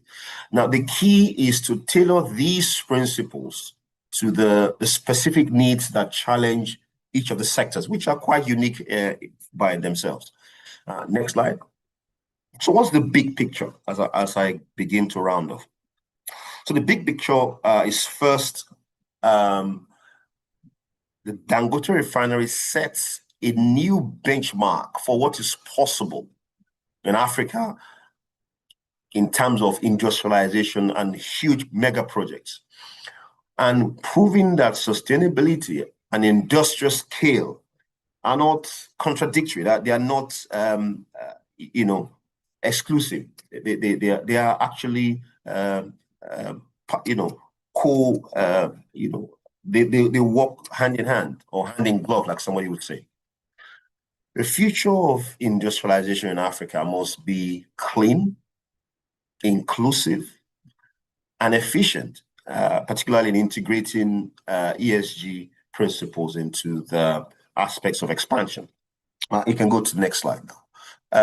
The approach that of the UNIDO advocated is to not only protect the environment, but also to drive long-term business success and societal well-being. The last piece there about monitoring, evaluation, reporting. I mean, a wise man once told me you can only manage what you can measure, but also you can improve. You can only improve on what you can measure. You can only utilize correctly what you can measure, right? Now, the next slide then, there's a call to action here then. The call to action here in 3 buckets. First, and I'm glad we got people who have the ears of policymakers in this room today. It's imperative that for Africa, policymakers should incentivize the adoption of, you've gone too fast. Green technologies and circular systems. And second, from the business's perspective, must make sustainability a core part of strategy, and investors, which they are very interested nowadays. There's really no investor you speak with now that does not want to understand what ESG processes you have, that haven't done all their due diligence. They really want to take you to task and follow through on what their investments portfolios are on. And then the last piece, like I said, is to see that these initiatives or this approach is both a win-win. This is a green benefit and also the inclusivity. So that's the quote on the slide, which emphasizes Africa's future industries must be clean. That's from Gerd Müller, he's a Director General of United Nations Industrial UNIDO. Now, last slide, I think you can go to the last slide. So I'll finish off with these 2 quotes. The first one is a quote from a British futurist, and Simon Sinek, is British American, actually, British American author. It says, people don't buy what you do. They buy why you do it. And what you do then simply proves what you believe. So that's what Simon Sinek, is quoted as saying. And the key thing here, ladies and gentlemen, is not just to have a huge project like the refinery up there. And there are others as a consequence that I can surface across Africa. But is to the why, the real why, the essence behind the having it. And I'm glad to let you know that from ab initio, sustainability considerations were given to the Dangote refinery from start. And very significant credit goes to our President, Chief Executive, Alhaji Aliko Dangote GCON, for believing in stuff like that. And then the second quote is from the Ikeja Electric MD, CEO. The biggest risk, she says, is not failure. It's actually standing while the world changes around you. And we just can't, Africa cannot afford to stand. Africa cannot afford to wait on the northern side of the divide. So we've got to rise and take a stand and factor in sustainability right in the heart of big businesses, big industrialization that keeps going on. On this note, distinguished ladies and gentlemen, I would like to thank you for your time. Apologies for the technological hula baloo. Some of these things do happen. We did prepare for this, but anyway. But I want to thank you. And my admonition is that this conversation does not end here. This collaboration doesn't stop here. I want to reach out to all and sundry. And like with a few of the speakers have said, sustainability is not the reserve of a few group of people, of a department, of a function. No, everybody is welcome in the party. Everybody is an all-comers party. So together we drive sustainability at scale and shape a brighter and more sustainable future for Africa. Thank you so very much for your time. Thank you very much, Dr. James, for that amazing case presentation. And I like the way that you ended the conversation when you said that, sustainability is not just for a few sets of people, it is for everyone, everybody in this room, everyone present here. Sustainability is for every one of us. Thank you so much, Dr. James. Dr. James is the Group Chief HSSE and Sustainability Officer, Dangote Industries Limited. Thank you once again. And whilst you spoke, the very quote by Madam Foluke Sowetan was really, really outstanding for me. The biggest risk isn't failure. It is standing while the world changes around you. That can be, that is such a quote that I will not forget in a hurry. It's something that's going to go home with me. The chat box is filled with comments and, remarks on the presentation. Kenechukwu Chimezie says this gives hope for the industrial revolution, not just in Nigeria, but Africa at large. Thank you one more time, sir, for such a fantastic case presentation. All right, now joining us for the second panel presentation, ladies and gentlemen, we will be speaking on driving sustainability, driving sustainability, traceability, and local impact through supply chain. And I'm going to be giving up now to the moderator, Engagement Manager, Strategy, Operations, and Customer Experience, PwC. Ladies and gentlemen, Toluwani Alao. Thank you very much, Tolu, for that warm welcome. Good afternoon, everyone. Just to confirm, can anyone hear me? Okay, fantastic. Good afternoon once again. It's such an honor to be here. It's been really remarkable just following the conversation from the very beginning, from when we started, with our opening remarks and the keynote speech and even the previous panel discussion and now this conversation. Our assignment this afternoon is to bring an additional perspective, an additional layer to the conversation. The topic, once again, for this panel discussion is driving sustainability, traceability, and local impact through supply chains. All right. I'll just stand on the existing protocol once again, and very quickly just give us a sense of what to expect from this panel discussion. I have 3 panelists that will be joining me. I'll read their profiles quickly, shortly. So I have Victoria, I have Edwin, and Wale. And part of what we want to do is to have, from the supply chain perspective, and I'll quickly share some insight why supply chain is such an important conversation here.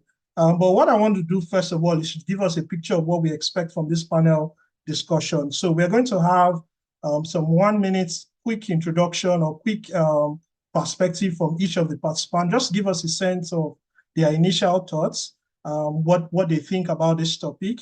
And then we would have some rounds of questions across the various speakers. And then we'll keep some time for audience Q&A. We're able to get to it. So we'll try as much as possible to get some questions from the audience. And then we'll take some final rounds, maybe just 1 minute of closing thoughts from each panelist.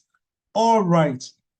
Let me just quickly introduce the panelists that we have here. So on the panel this afternoon, I have Victoria. Victoria is the Corporate and Communication, Public Affairs and Sustainability Lead for Nestle Nigeria PLC. She's responsible for coordinating Nestle's focus on ensuring a sustainable value chain from farm to fork while managing the company's Creating Shared Value initiative, reaching over 50,000 individuals and families across Nigeria annually.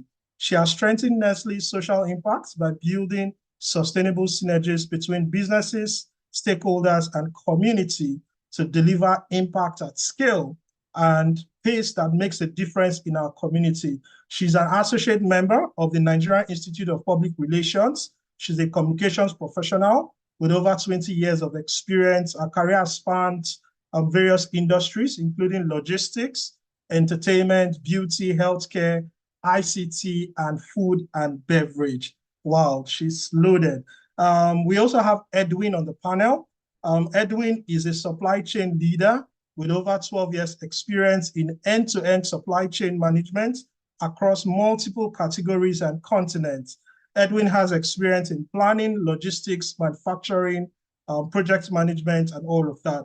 Edwin has proven boardroom leadership skills across global leadership, leveraging his functional knowledge to drive overall business results. And then we have Wale Adisa. Wale Adisa is the COO of Omni Retail Technologies, where he drives institutionalization of B2B e-commerce operations. Prior to this, he was at various times the GM fulfillment for Sendy in English-speaking West Africa. He was one time the CEO of Career Plus Services Limited. He was also the Director of Fulfillment Operations and BD in Conga Online, as well as responsible for growing out the e-commerce company's proprietary nationwide delivery franchise. He was also the CEO of CSL Stockbrokers Limited, the leading locally owned institutional stockbroking firm in Nigeria. Adewale is passionate about helping MSMEs grow and build in channels that enables the flow of trade within and between African countries. Adewale holds a Bachelor in Agriculture from Uni-Ilorin, an MBA from Cranfield, United Kingdom. All right, thank you once again, everyone. It's good to have such a rich combination of panelists here.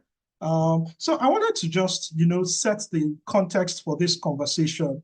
According to the World Bank, and I'm just going to read the stats out here. According to the World Economic Forum, 90% of many companies' environmental footprints and part of their social risk sits in their supply chain. So when we think about their sourcing, operations, processes, their manufacturing operations, their logistics, distribution, warehousing, and all of that, right? 90% of the impact that they have in terms of the environment and all of that sits within the supply chain. In Africa specifically, supply chain is what links your smallhold farmers, your informal workers, your SMEs, and all of that to the markets, right? And technology also plays an important role here. You know, it's technology such as, you know, data, digital products, blockchain, and all of that. You know, this is what's making traceability non-negotiable. And, you know, the purpose of this and the focus for this panel, right, is to understand how through our various organizations, Diageo, Nestle, and Omni Retail, how we are, you know, doing all of this, how we using, you know, technology, you know, supply chain practices, what are some of those initiatives that we are practically doing, you know, and this is what we expect to hear from, you know, from you, from Nestle, from Diageo, and for Omni Retail. All right. So let's just take a quick minute. I'll just want us in maybe 1 or 2 sentences, maybe starting from Victoria. What's your impression when you think about this topic, driving sustainability, traceability, local impact in your own supply chain? You know, what stands out for you? You know, when you hear this topic, what's your perspective on this? Okay, thank you very much. And I would like to really thank LBS for putting together this over the years and for the opportunity to be here to speak to, you know, really driving traceability and all of that. I think that when I reflected on the topic, and even now I'm thinking about, so I think that traceability is something that is core. You know, it is really at the backbone of ESG. Because think about it. I mean, if the last speaker said something, he said, if you cannot measure something, then what do you know? How do you know what to track? So being able to know the source of everything that goes into your product or that is a part of your production is the first step towards ensuring that you are actually applying sustainable business practices all across your value chain. So I think that this topic is super important. If we're thinking about growth, if we're thinking about a sustainable future, if we're thinking about positioning sustainability as, you know, a growth driver, not just as, you know, as a metric, you know, then that is something that is really critical. And I know that in the conversation, we're going to be talking about what does traceability really mean in each value chain, because in each value chain, it is unique. Even within our business, you know, that this is my everyday work. Traceability is unique for every single product, every single item that goes into the production of the various categories and products that we manufacture and put on the market here. So that is something that is really critical, and I look forward to, you know, really learning from the other leaders on this panel. And my desire is that we go away knowing that designing sustainability into the business is the way to go for Africa to really triumph in these days when we're talking about, you know, going towards a more sustainable future. Thank you. All right. Thank you so much, Victoria. Edwin, would like to get your perspective on this. Good, and thanks again for this opportunity. So I'm Edwin once again from Diageo, and I think it's characteristic that Diageo gets the last slot because it ushers in, you know, the sipping and the celebration of life in the later evening of today. But more towards this topic, right? I think it's just important for everyone to understand, you know, the scope that supply chain covers, yeah, and how much you know we can be able to, you know, influence the sustainability topic if we fully control and understand the scope of our supply chain. Yeah. So when you talk about supply chain, it's not just distribution. Yeah. It's from the farmer, yeah, till the point where we have, you know, a glass of beer, right? In between that, there's procurement, there's manufacturing, there's logistics, yeah, and there's the planning piece, right? And you know, as we have this conversation, I will share some insights on how Diageo ensures that sustainability is designed across all these levers, yeah. And I think one thing that we also need to anchor ourselves on, right? As we talk about sustainability, a lot, the minds of people are always thinking as this black hole that we need to put money in that doesn't really have a, you know, strong ROI, right? And more of publicity than actual bottom line, impact, right? And for us as Diageo, through the different business cases that we've actually implemented, we actually have projects which are positive to the bottom line, and we'll have those conversations relevant to this particular topic. All right, thank you. And Wale, you sit more on the technology side, but your perspective is also key here because you're an enabler. So what do you think about this topic, your initial thoughts here? Thank you very much. And, listening to both Victoria and Edwin, I mean, I totally agree with what they said. We deal with mom and pop stores. We deal with small retailers, hundreds and thousands of them across the country, and in Ghana and Cote d'Ivoire. And, they are fragmented. They buy in small volumes. They go in different directions, to buy what they'll sell. They do multiple purchases, right? So really, the impact that they have on the environment, from just moving around, trying to get different things is significant. And so for us, it's very important that one of our major ethos is how do we reduce the impact that they have on the environment from doing all of this. The ability to know who they are, where they are, and how to reduce some of this impact is very important to us. We believe that that we need to build structures that make what we do sustainable, right? We are a digital infrastructure business, yes, but it's also online to offline. We're not yet at that stage where you press a button and a carton comes to you. It comes to you in a van. It comes to you carried by someone. And so we are very, very focused on reducing the impact of that movement. Thank you. Absolutely. Thank you for that. So Victoria, I'll come back to you. I want us to focus this first set of questions around traceability and even credible ESG data. Nestle is at the forefront, or has always been at the forefront of traceable and responsible sourcing, your raw materials and all of that. Can you share with us how the company is integrating this traceability data into its sustainability and ESG reporting framework? How does this data and all of that you get, how does it feed into the overall business decision, how decisions are made and all of that for Nestle? Thank you very much. That's a very, very good question. Because for us at Nestle, I think that traceability is the first thing. And that's what connects what we do on the ground to the standards, the global standards. I think the first panel and the keynotes really spoke to the various standards, right? So it's not just about the reporting, but this is where the connection is. What we're doing is really very important for us because, it is a strategic enabler, really. This is what gives us an idea of where we need to invest, how we need to invest, what we need to tweak, how we need to tweak it, the kind of suppliers that we need to adopt or onboard, and what we need to train those suppliers on and ensure that they're doing the same thing as we are committed to doing.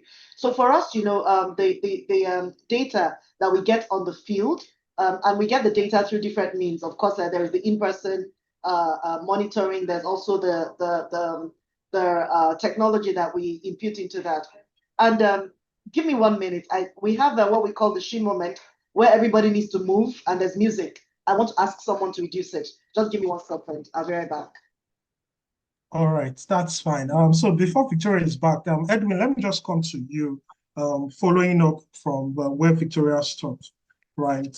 For Diageo, because again, Diageo relies heavily, you have global standards, it's a global organization, and then you have our own local, operations, things are done, per region and all of that. So how do you align your regional supply chain strategy, what you want to do, with this strong global commitment? So for instance, you would have commitments around carbon use reduction, circular packaging, and all of that. How do you align all of that global expectation from the Diageo group as a whole to your regional supply chain activities and all?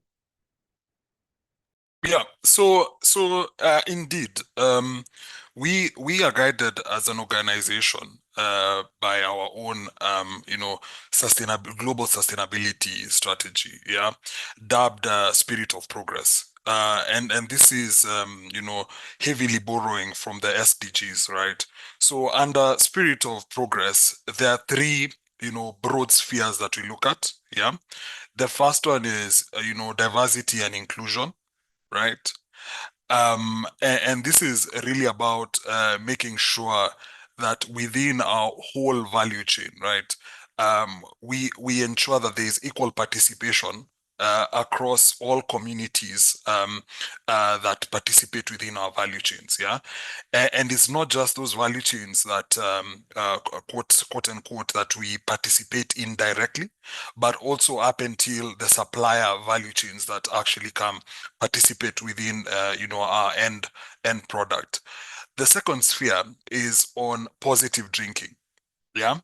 And we do understand, as a company, we're actually producing a product for consumers, and we want that consumer to be with us several years from now, right? So how do we ensure we educate the consumer on how to interact with our product in a positive way, right? And that's really what's covered in that sphere.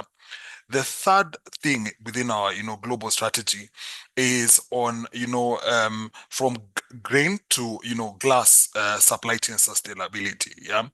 And that's really around each and every node within our supply chain, right?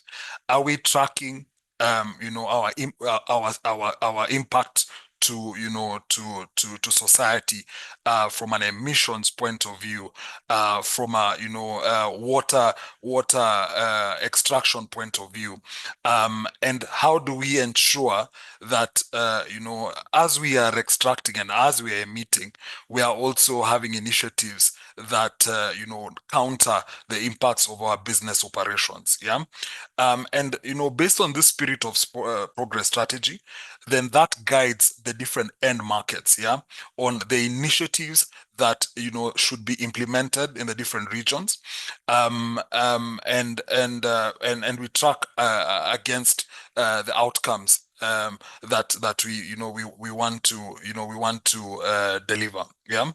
Now, as a core principle, yeah, we always try as much as possible within the end markets to uphold ourselves to a higher standard than what is there locally, right? So if you think about things like water regeneration, packaging, and circularity, we will not just stop at where the regulation sits today, but we'll, as much as possible, want to live up to standards which are above the local, defined laws within the markets. All right. So just before I get to Wale and Victoria, a follow-up question for you, Edwin. So if we're to narrow in on circular packaging, right?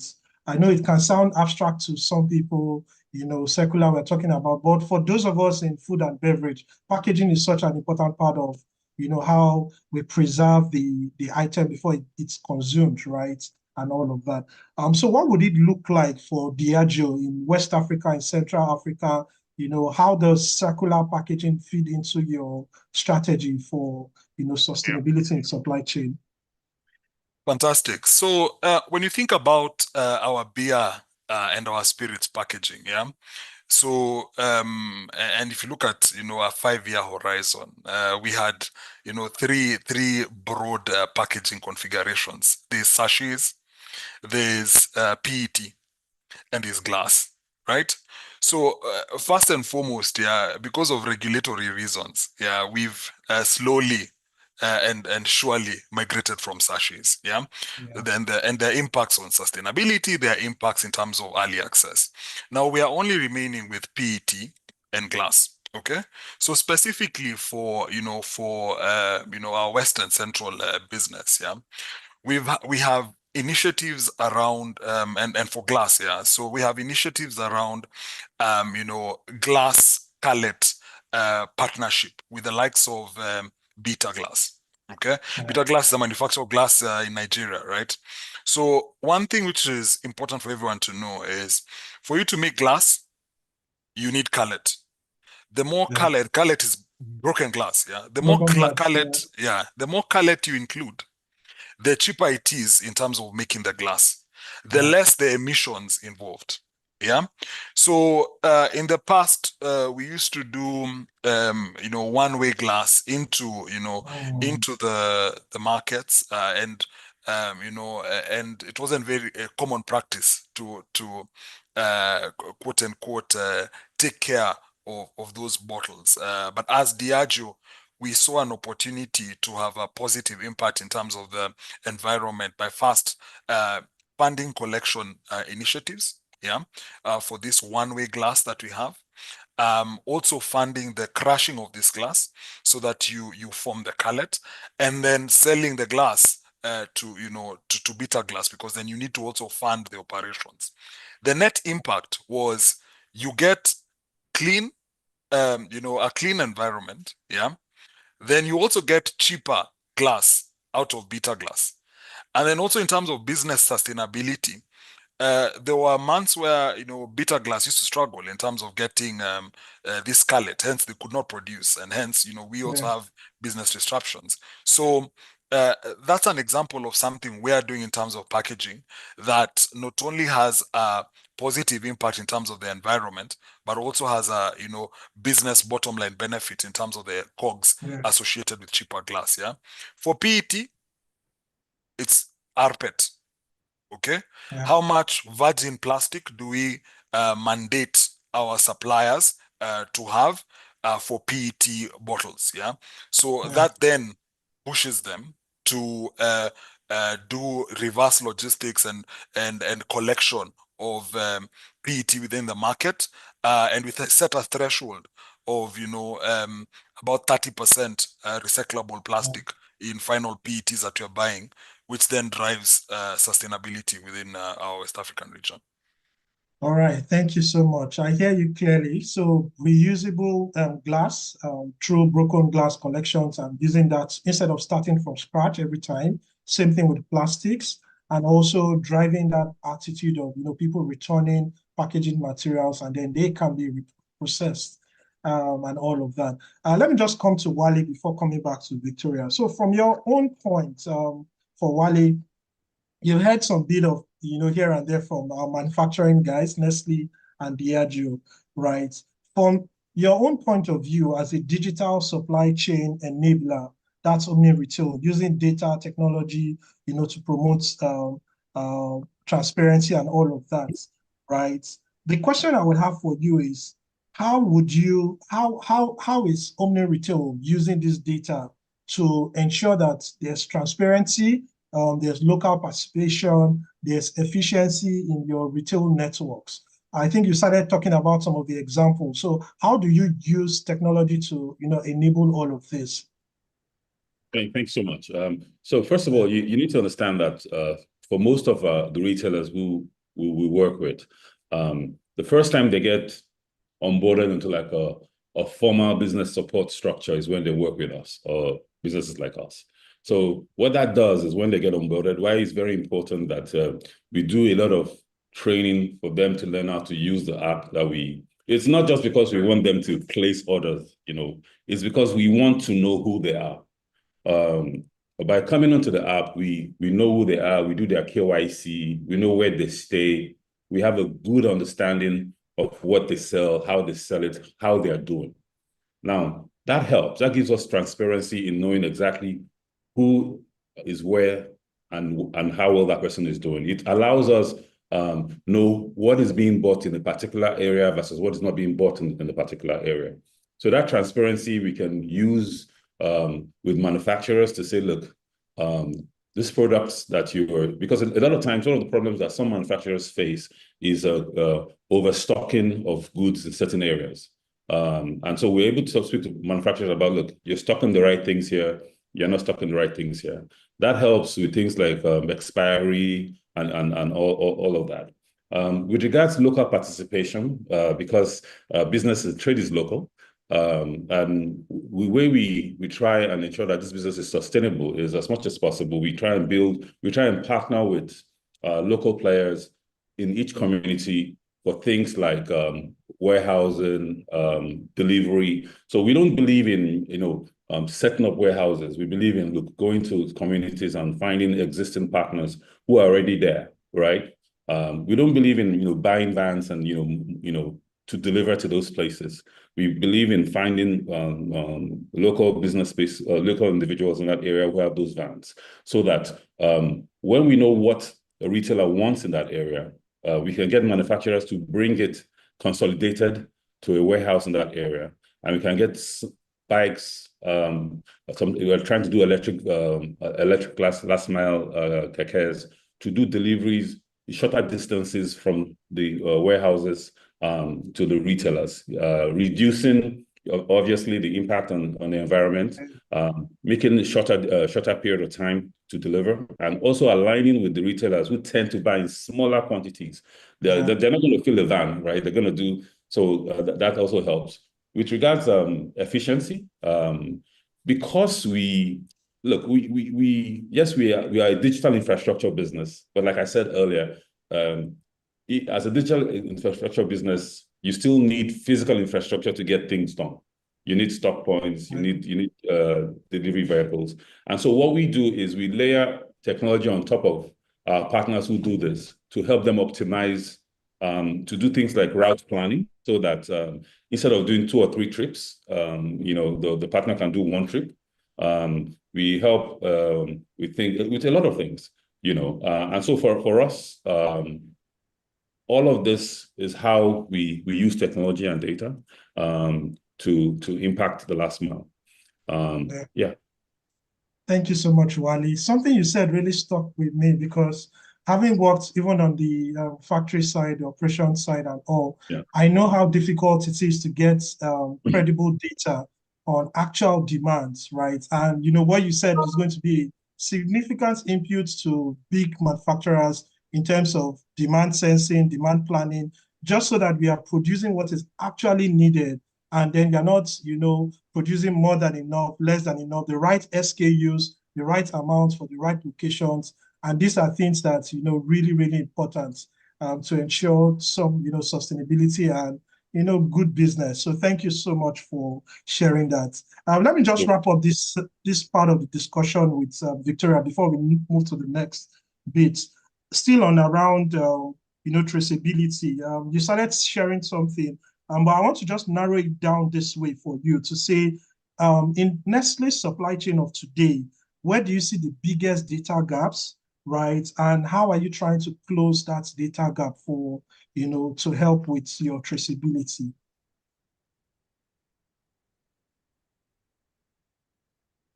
Sorry, Victoria, you're muted. You need to unmute.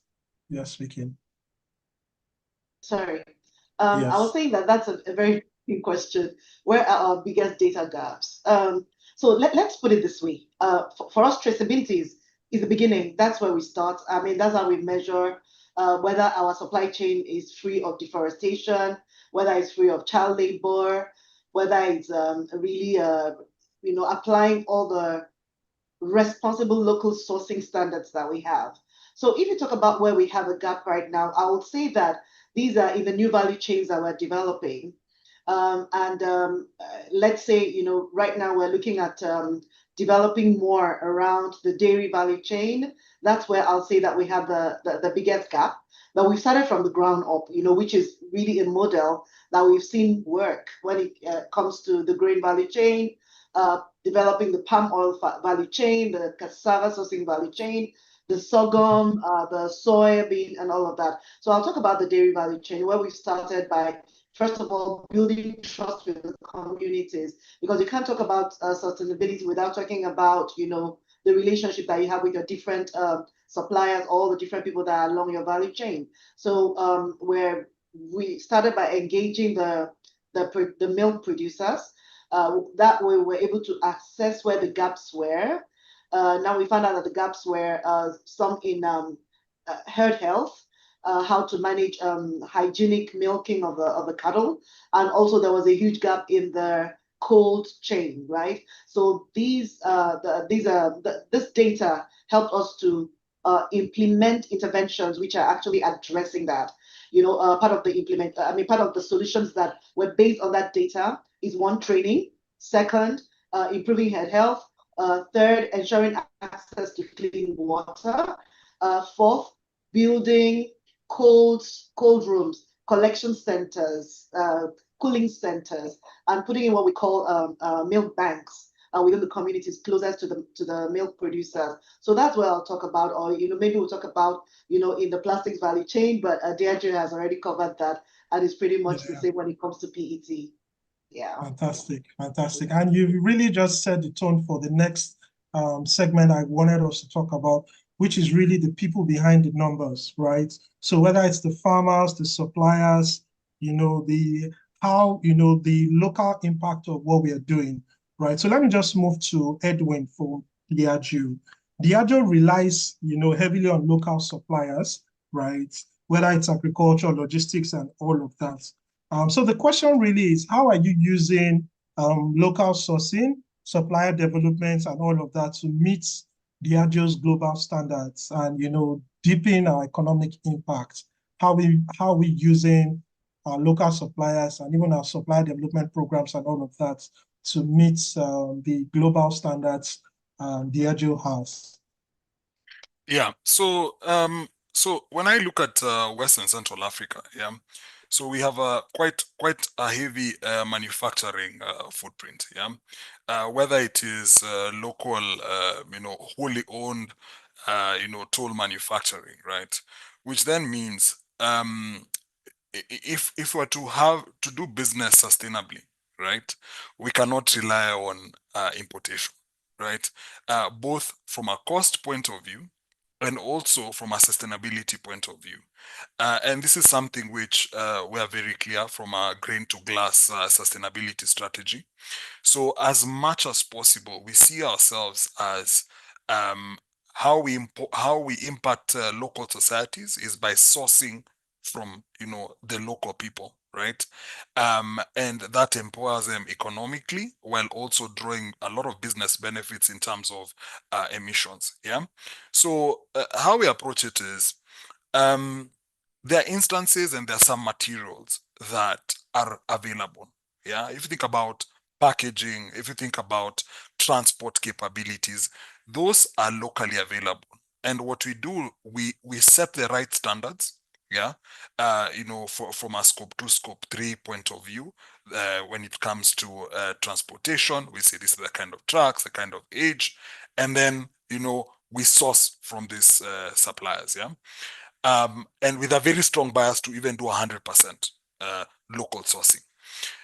There are instances in some categories of supply that we do not have local capabilities, where in the interim we would make a conscious decision to source from overseas markets, but we see ourselves as responsible for also developing the capabilities of local suppliers. So you would find you might have a big overseas supplier for a particular spend item, but you always have a local supplier who probably we're trying to develop. We will commit resources to develop them, right? Whether it's technology, whether it's giving volumes to ensure that they have business survival and they can be able to invest in the capabilities, and with the sole intent that at one point in time, this local supplier can be able to compete with the overseas, option, right? So it's the intent is to source locally, but also to develop capabilities where none exists. Because again, quality is important, right? So we're not just sourcing locally because we want to say we sourced locally, but we also want to build the right capabilities so that it's sustainable, it meets our targets, and then it's good for business. Thank you so much, Edwin, for highlighting that. For Wale, I know that based on your platform, you're connecting small and informal, businesses to the supply chains, retailers and all of that, right?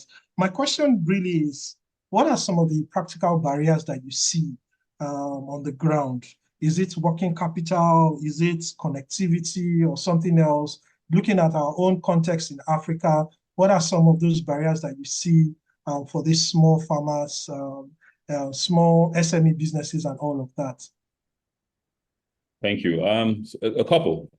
First of all, because we deal with retailers, we deal with fast-moving consumer goods, and so one of the hurdles is the fact that usually distributors are in markets, and for communities far away from markets, distributors are far away from them, and so it usually means that access to get those goods, you need to travel a bit. And so to work with that, because we work with distributors, we also build what we call Omni Hubs, which are like our managed marketplace, where we bring distributorships very, very close to the communities. Of course, we work with manufacturers. Manufacturers then bring products directly to that area, so it's closer to the last mile. Another thing that a lot of the retailers have is access to a wide variety of products. They tend to just maybe have what we call SKUs, stock keeping units. They tend to have access to maybe 15, 20 SKUs. It means that when you go to the shop, you see the same thing over and over again. And usually those things are the things that the larger manufacturers who have the distribution capability are able to get there. So we are able to ensure that they have access to a wider variety of SKUs. Payment systems. Look, you can't trace someone if you can't trace how payments is made. You can't trace anybody in FMCG. It's very easy to say, look, XYZ is being sold here, until you can see how money is being received there. And so for a lot of our retailers, we also provide them with payment systems, which enables them receive money, which enables them to pay for things, and off the back of that, access to credit. Because yes, I hear a lot about how we need to provide capital to small businesses, but bankers are not. They're not wizards. They do need some sort of, they need to have some sort of history about what you've done. And so what we're able to do by providing, payment systems, is that we can see how well they are doing. We can determine what kind of credit they can take. And we work with a lot of partners to provide that credit. We also make them visible to manufacturers. Now, this is a very important point. When you walk into large modern trade shops, you get things like point of sale displays. You get things like trade promotions going on there. You get buy one get one free, basically type of. But this never happens with the smaller retailers. By being on our platform, we work with manufacturers who are able to provide that to them. So this cashbacks. Manufacturers will tell them, look, you sell X of this, I give you something back, and it's traceable. So it's not like I said I gave it to them. No, it is we put the money in their wallet. It's visible to the manufacturer. So both for the retailer and the supporting structure required for this to happen, warehousing, logistics. Those are the things that we see that are, I wouldn't call them barriers, because it's an opportunity. And those are the things that we are working on, and we're creating to ensure that we know who the retailer is, we see them, we can track them, we can support them, we can make sure that businesses are sustainable. Yeah, and that's really spot on, because it's a vicious cycle. You have credible data, and then you are able to get more business, more opportunities, because you can quantify how much you're selling, how their rates are, how much, all of that. So businesses are more comfortable, larger businesses are more comfortable, even giving, their items, because they know that they are going to get their money back. So that's really important. Thank you so much. We're really out of time, and there's so much to unpack here. But let me just round up with Victoria on this point. So I understand Nestle works a lot with smallhold farmers, and all of that for a lot of your products. What would you say are some of the key learnings you've gotten working with these smallhold farmers? What are those things that even challenge, some of your initial assumptions when you set out to work with these smallhold farmers to aggregate all these raw materials and all of that? And I think we should be able to wrap up from there. Okay, so thank you very much. I think that there are a number of things that we've learned from engaging with smallholder farmers, engaging with aggregators, engaging with manufacturers who transform the first level of the raw materials that we use.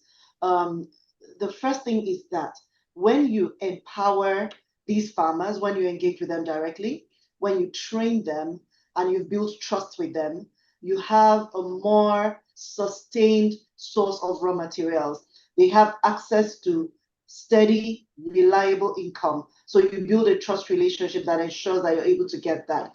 Now, there are a couple of other things that we've learned as well. The number one is that sustainability starts at the source. So through the programs that we have, the farmer capacity building programs that we have, we're able to teach the farmers or remind them of sustainable farming practices.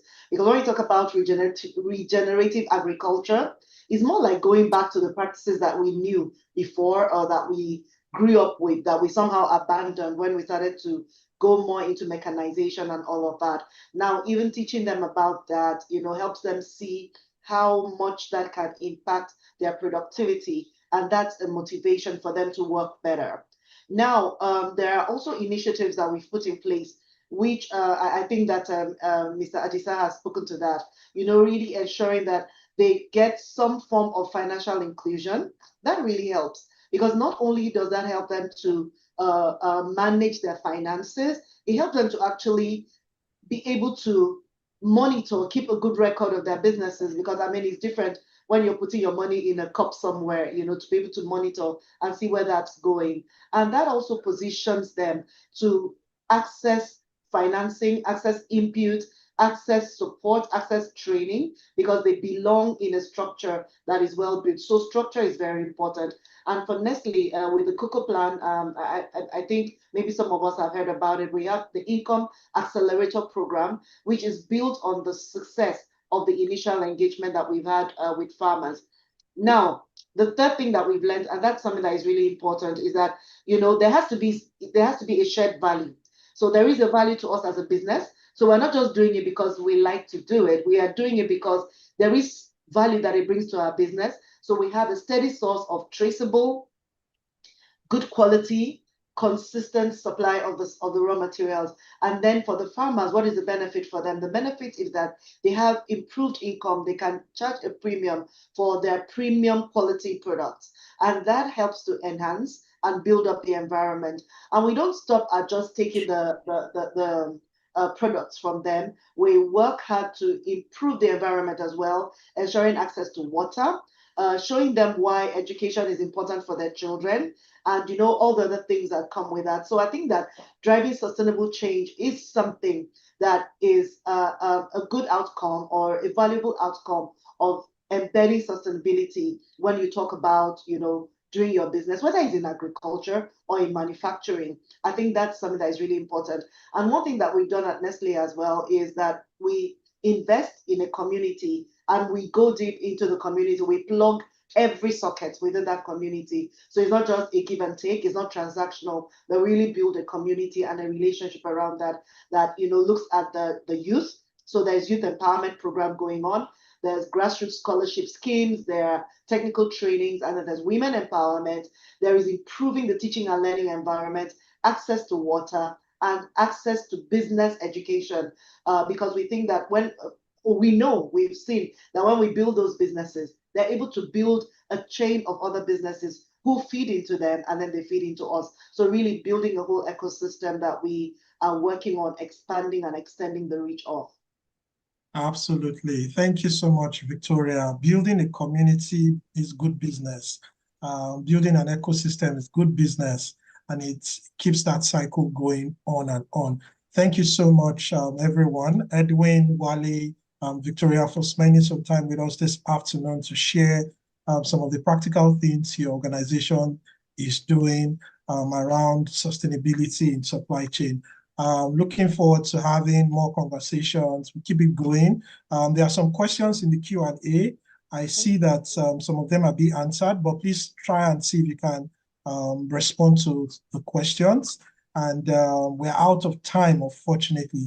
But thank you so much, everyone, for contributing. Our panelists, thank you for sharing your insights. Thanks, everyone. Over to you, Tolu, my namesake. All right. Thank you, Toluwani, for moderating this panel session so beautifully. Toluwani is the Engagement Manager, Strategy Operations and Customer Experience, PwC. Thank you so much for driving this brilliant conversation on driving sustainability, traceability.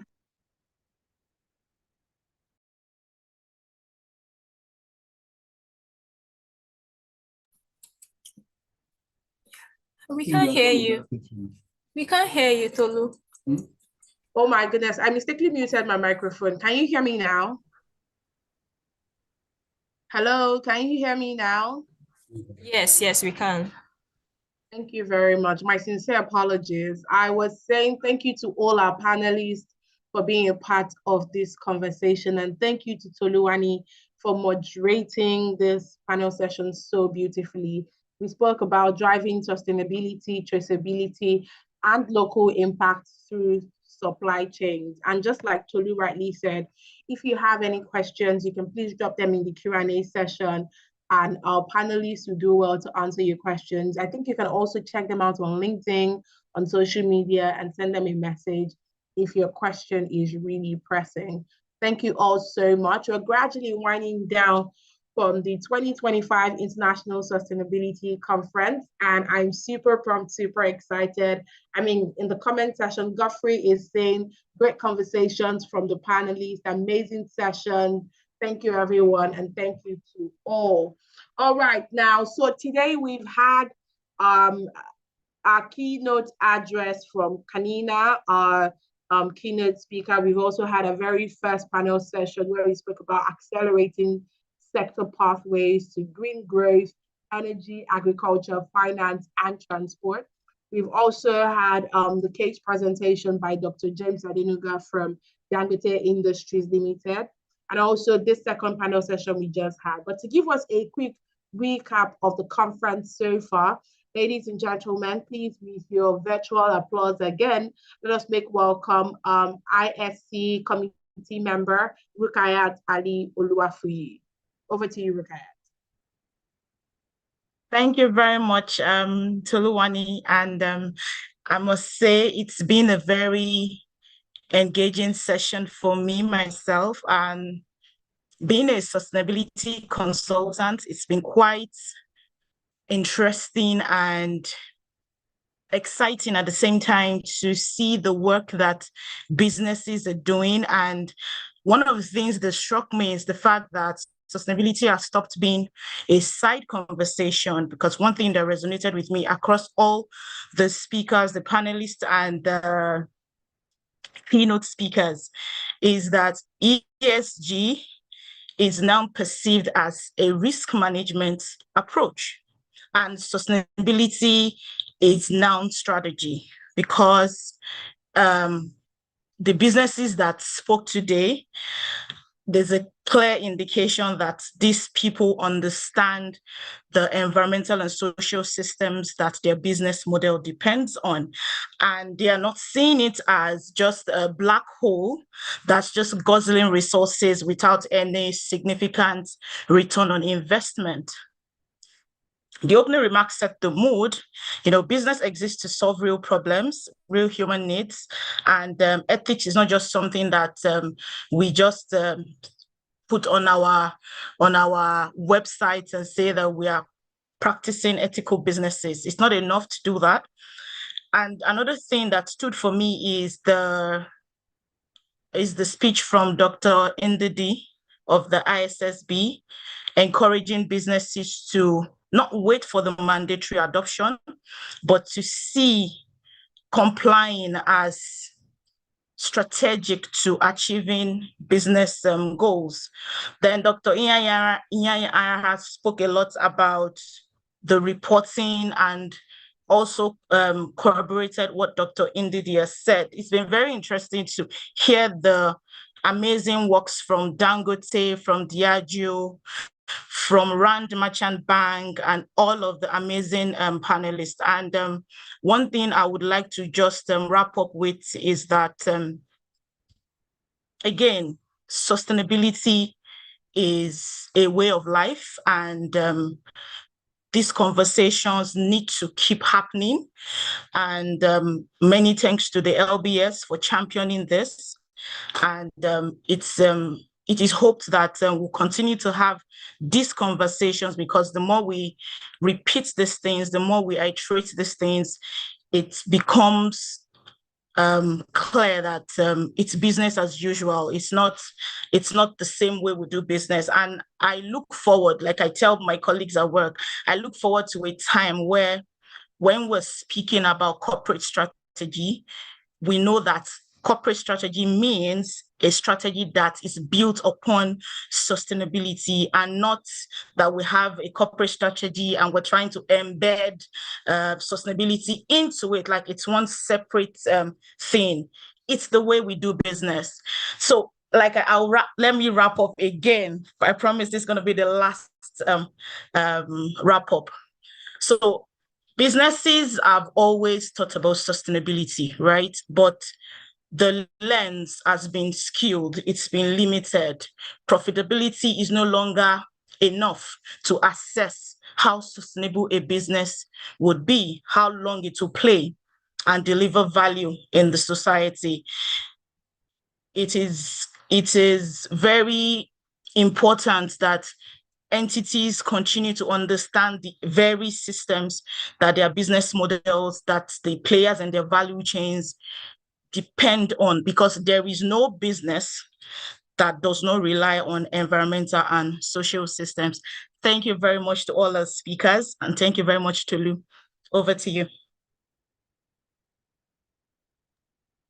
Thank you very much, Rukayat, for such a brilliant recap. I mean, just like you rightly said, businesses are now beginning to be aware of the fact that sustainability is now a strategy. If you want your business to become forward-thinking, you need to consider sustainability in everything that you do. Thank you so much. And all the conversations that we've had today have been so insightful. But just so you know, ladies and gentlemen, we have 2 masterclasses coming up very shortly. So whilst we have our recap on the sessions that we've had so far, we are having 2 more masterclasses. We have one by PwC, Nigeria Sustainability Academy, and the LBSSC, where they'll be speaking to us on accessing sustainable finance in Africa, trends, challenges, and opportunities. So please, the link to register and be a part of this masterclass will be dropped in the chat box now. So do well to register. Some of us already have the links to this class, but if you don't, the link to the masterclass will be dropped in the chat box as well. And our second masterclass by GI Nigeria, delivered with KPMG, and we're going to be discussing fiduciary responsibility and strategic oversight in the age of sustainability and climate-related disclosures. So any one of these 2 masterclasses, they're best of you to do well to join. That's the link now dropped in the chat box. Do well to be a part of the masterclass. Thank you.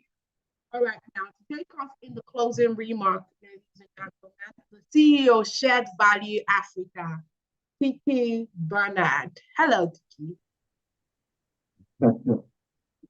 So Tiki is not with us today. I'm speaking in her stead. So I'm MD for Shared Value Africa. Andrew Sakoto-Ado, you can call me Andy. And the conversations has been rich. I'm going to borrow the new word that Professor Kemi taught us this at the start of the program.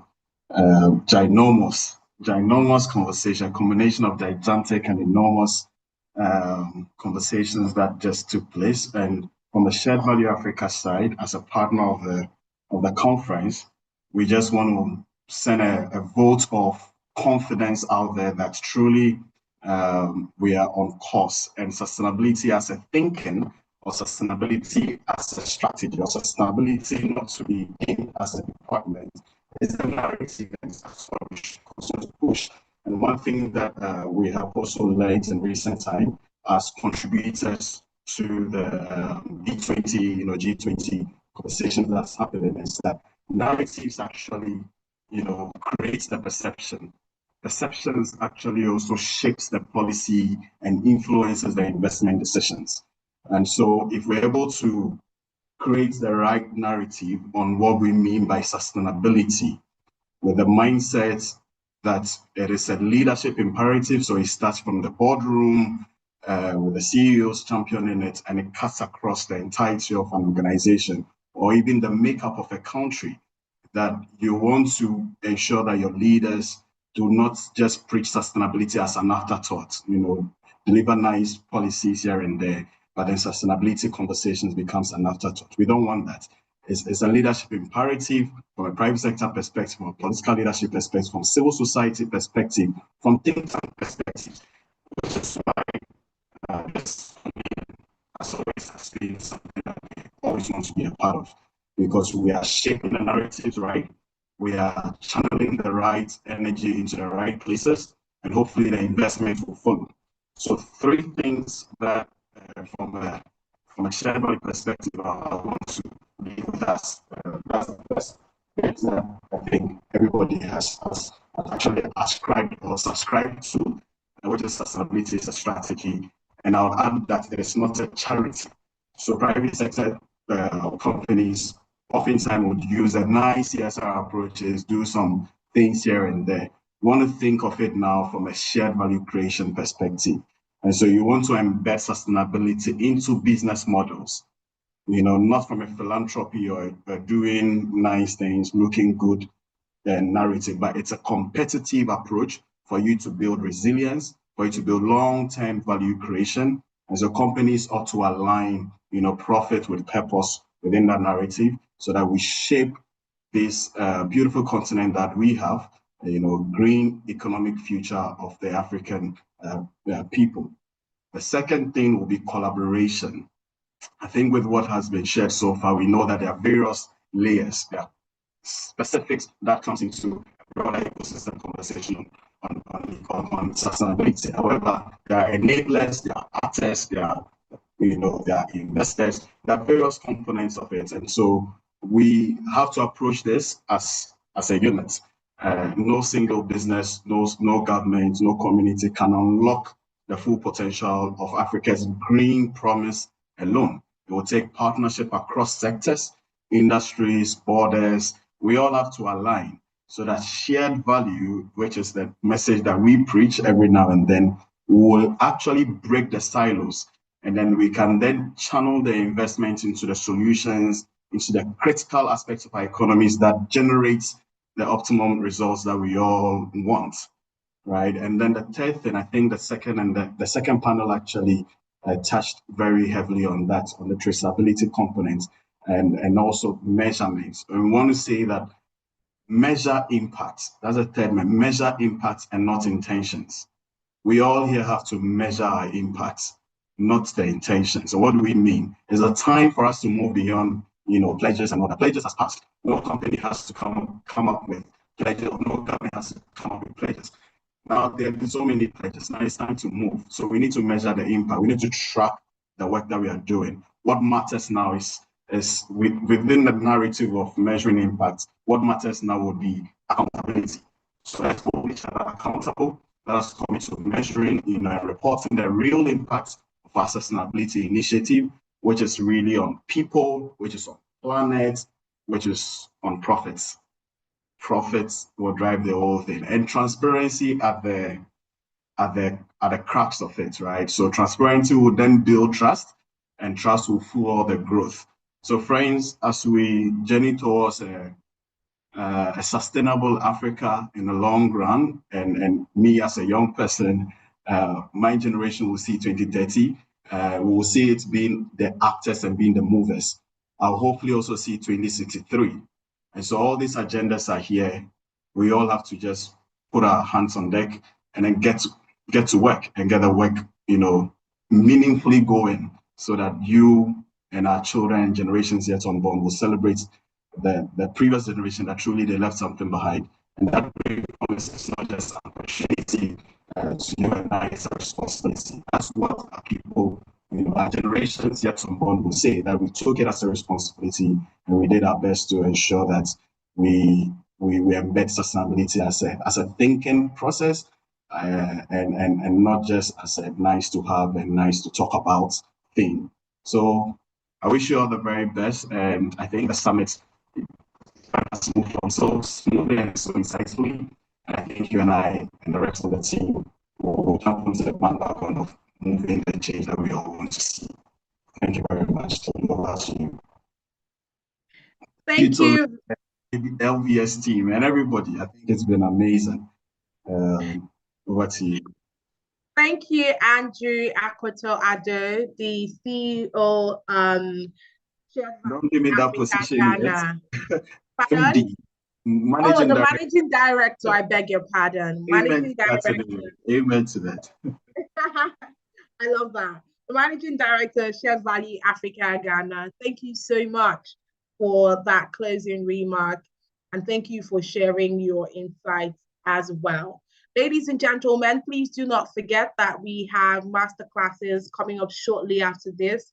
There is a link in the chat box. Please do well to click the link. We have 2 masterclasses coming up. We have one on African sustainable finance in Africa, trends, challenges, and opportunities. And that is brought to us by PwC Nigeria Sustainability Academy and LBSSC.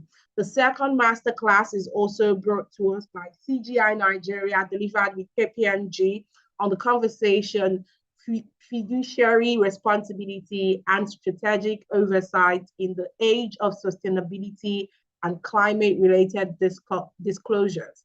So please do well to be a part of the masterclasses. And also the conversation continues tomorrow. Tomorrow we're going to be having a physical class, or a physical session, I beg your pardon. And the link to register and be a part of the physical class will be dropped now on in the chat box for you to be a part of that. And that's your link to be able to come into the hall tomorrow physically. So if you want to be a part of the conference again tomorrow for day 2, but it's a physical event, it's happening here in Lagos, Nigeria, please do well to click the link for registration, and then you can be a part of it tomorrow. Thank you all so much. Please, I'd like to see your comments in the chat box. How's today been so far? What are some of your take-homes? What are the things that you've learned? Please do well to drop in the chat box and also be a part of the masterclass as well. All right, ladies and gentlemen, from Tolu Thompson, I'd like to call it a wrap now, but again, over to the masterclass. Right. Thank you very much. Very insightful. Many people have been saying the classes have been very insightful. Okay, we have polls for you to fill on the screen. Please do well to fill the poll and answer the questions. We're just trying to take feedback from the webinar so we know, how to go ahead again next year. Thank you very much. People are responding to the poll. I see that. Thank you.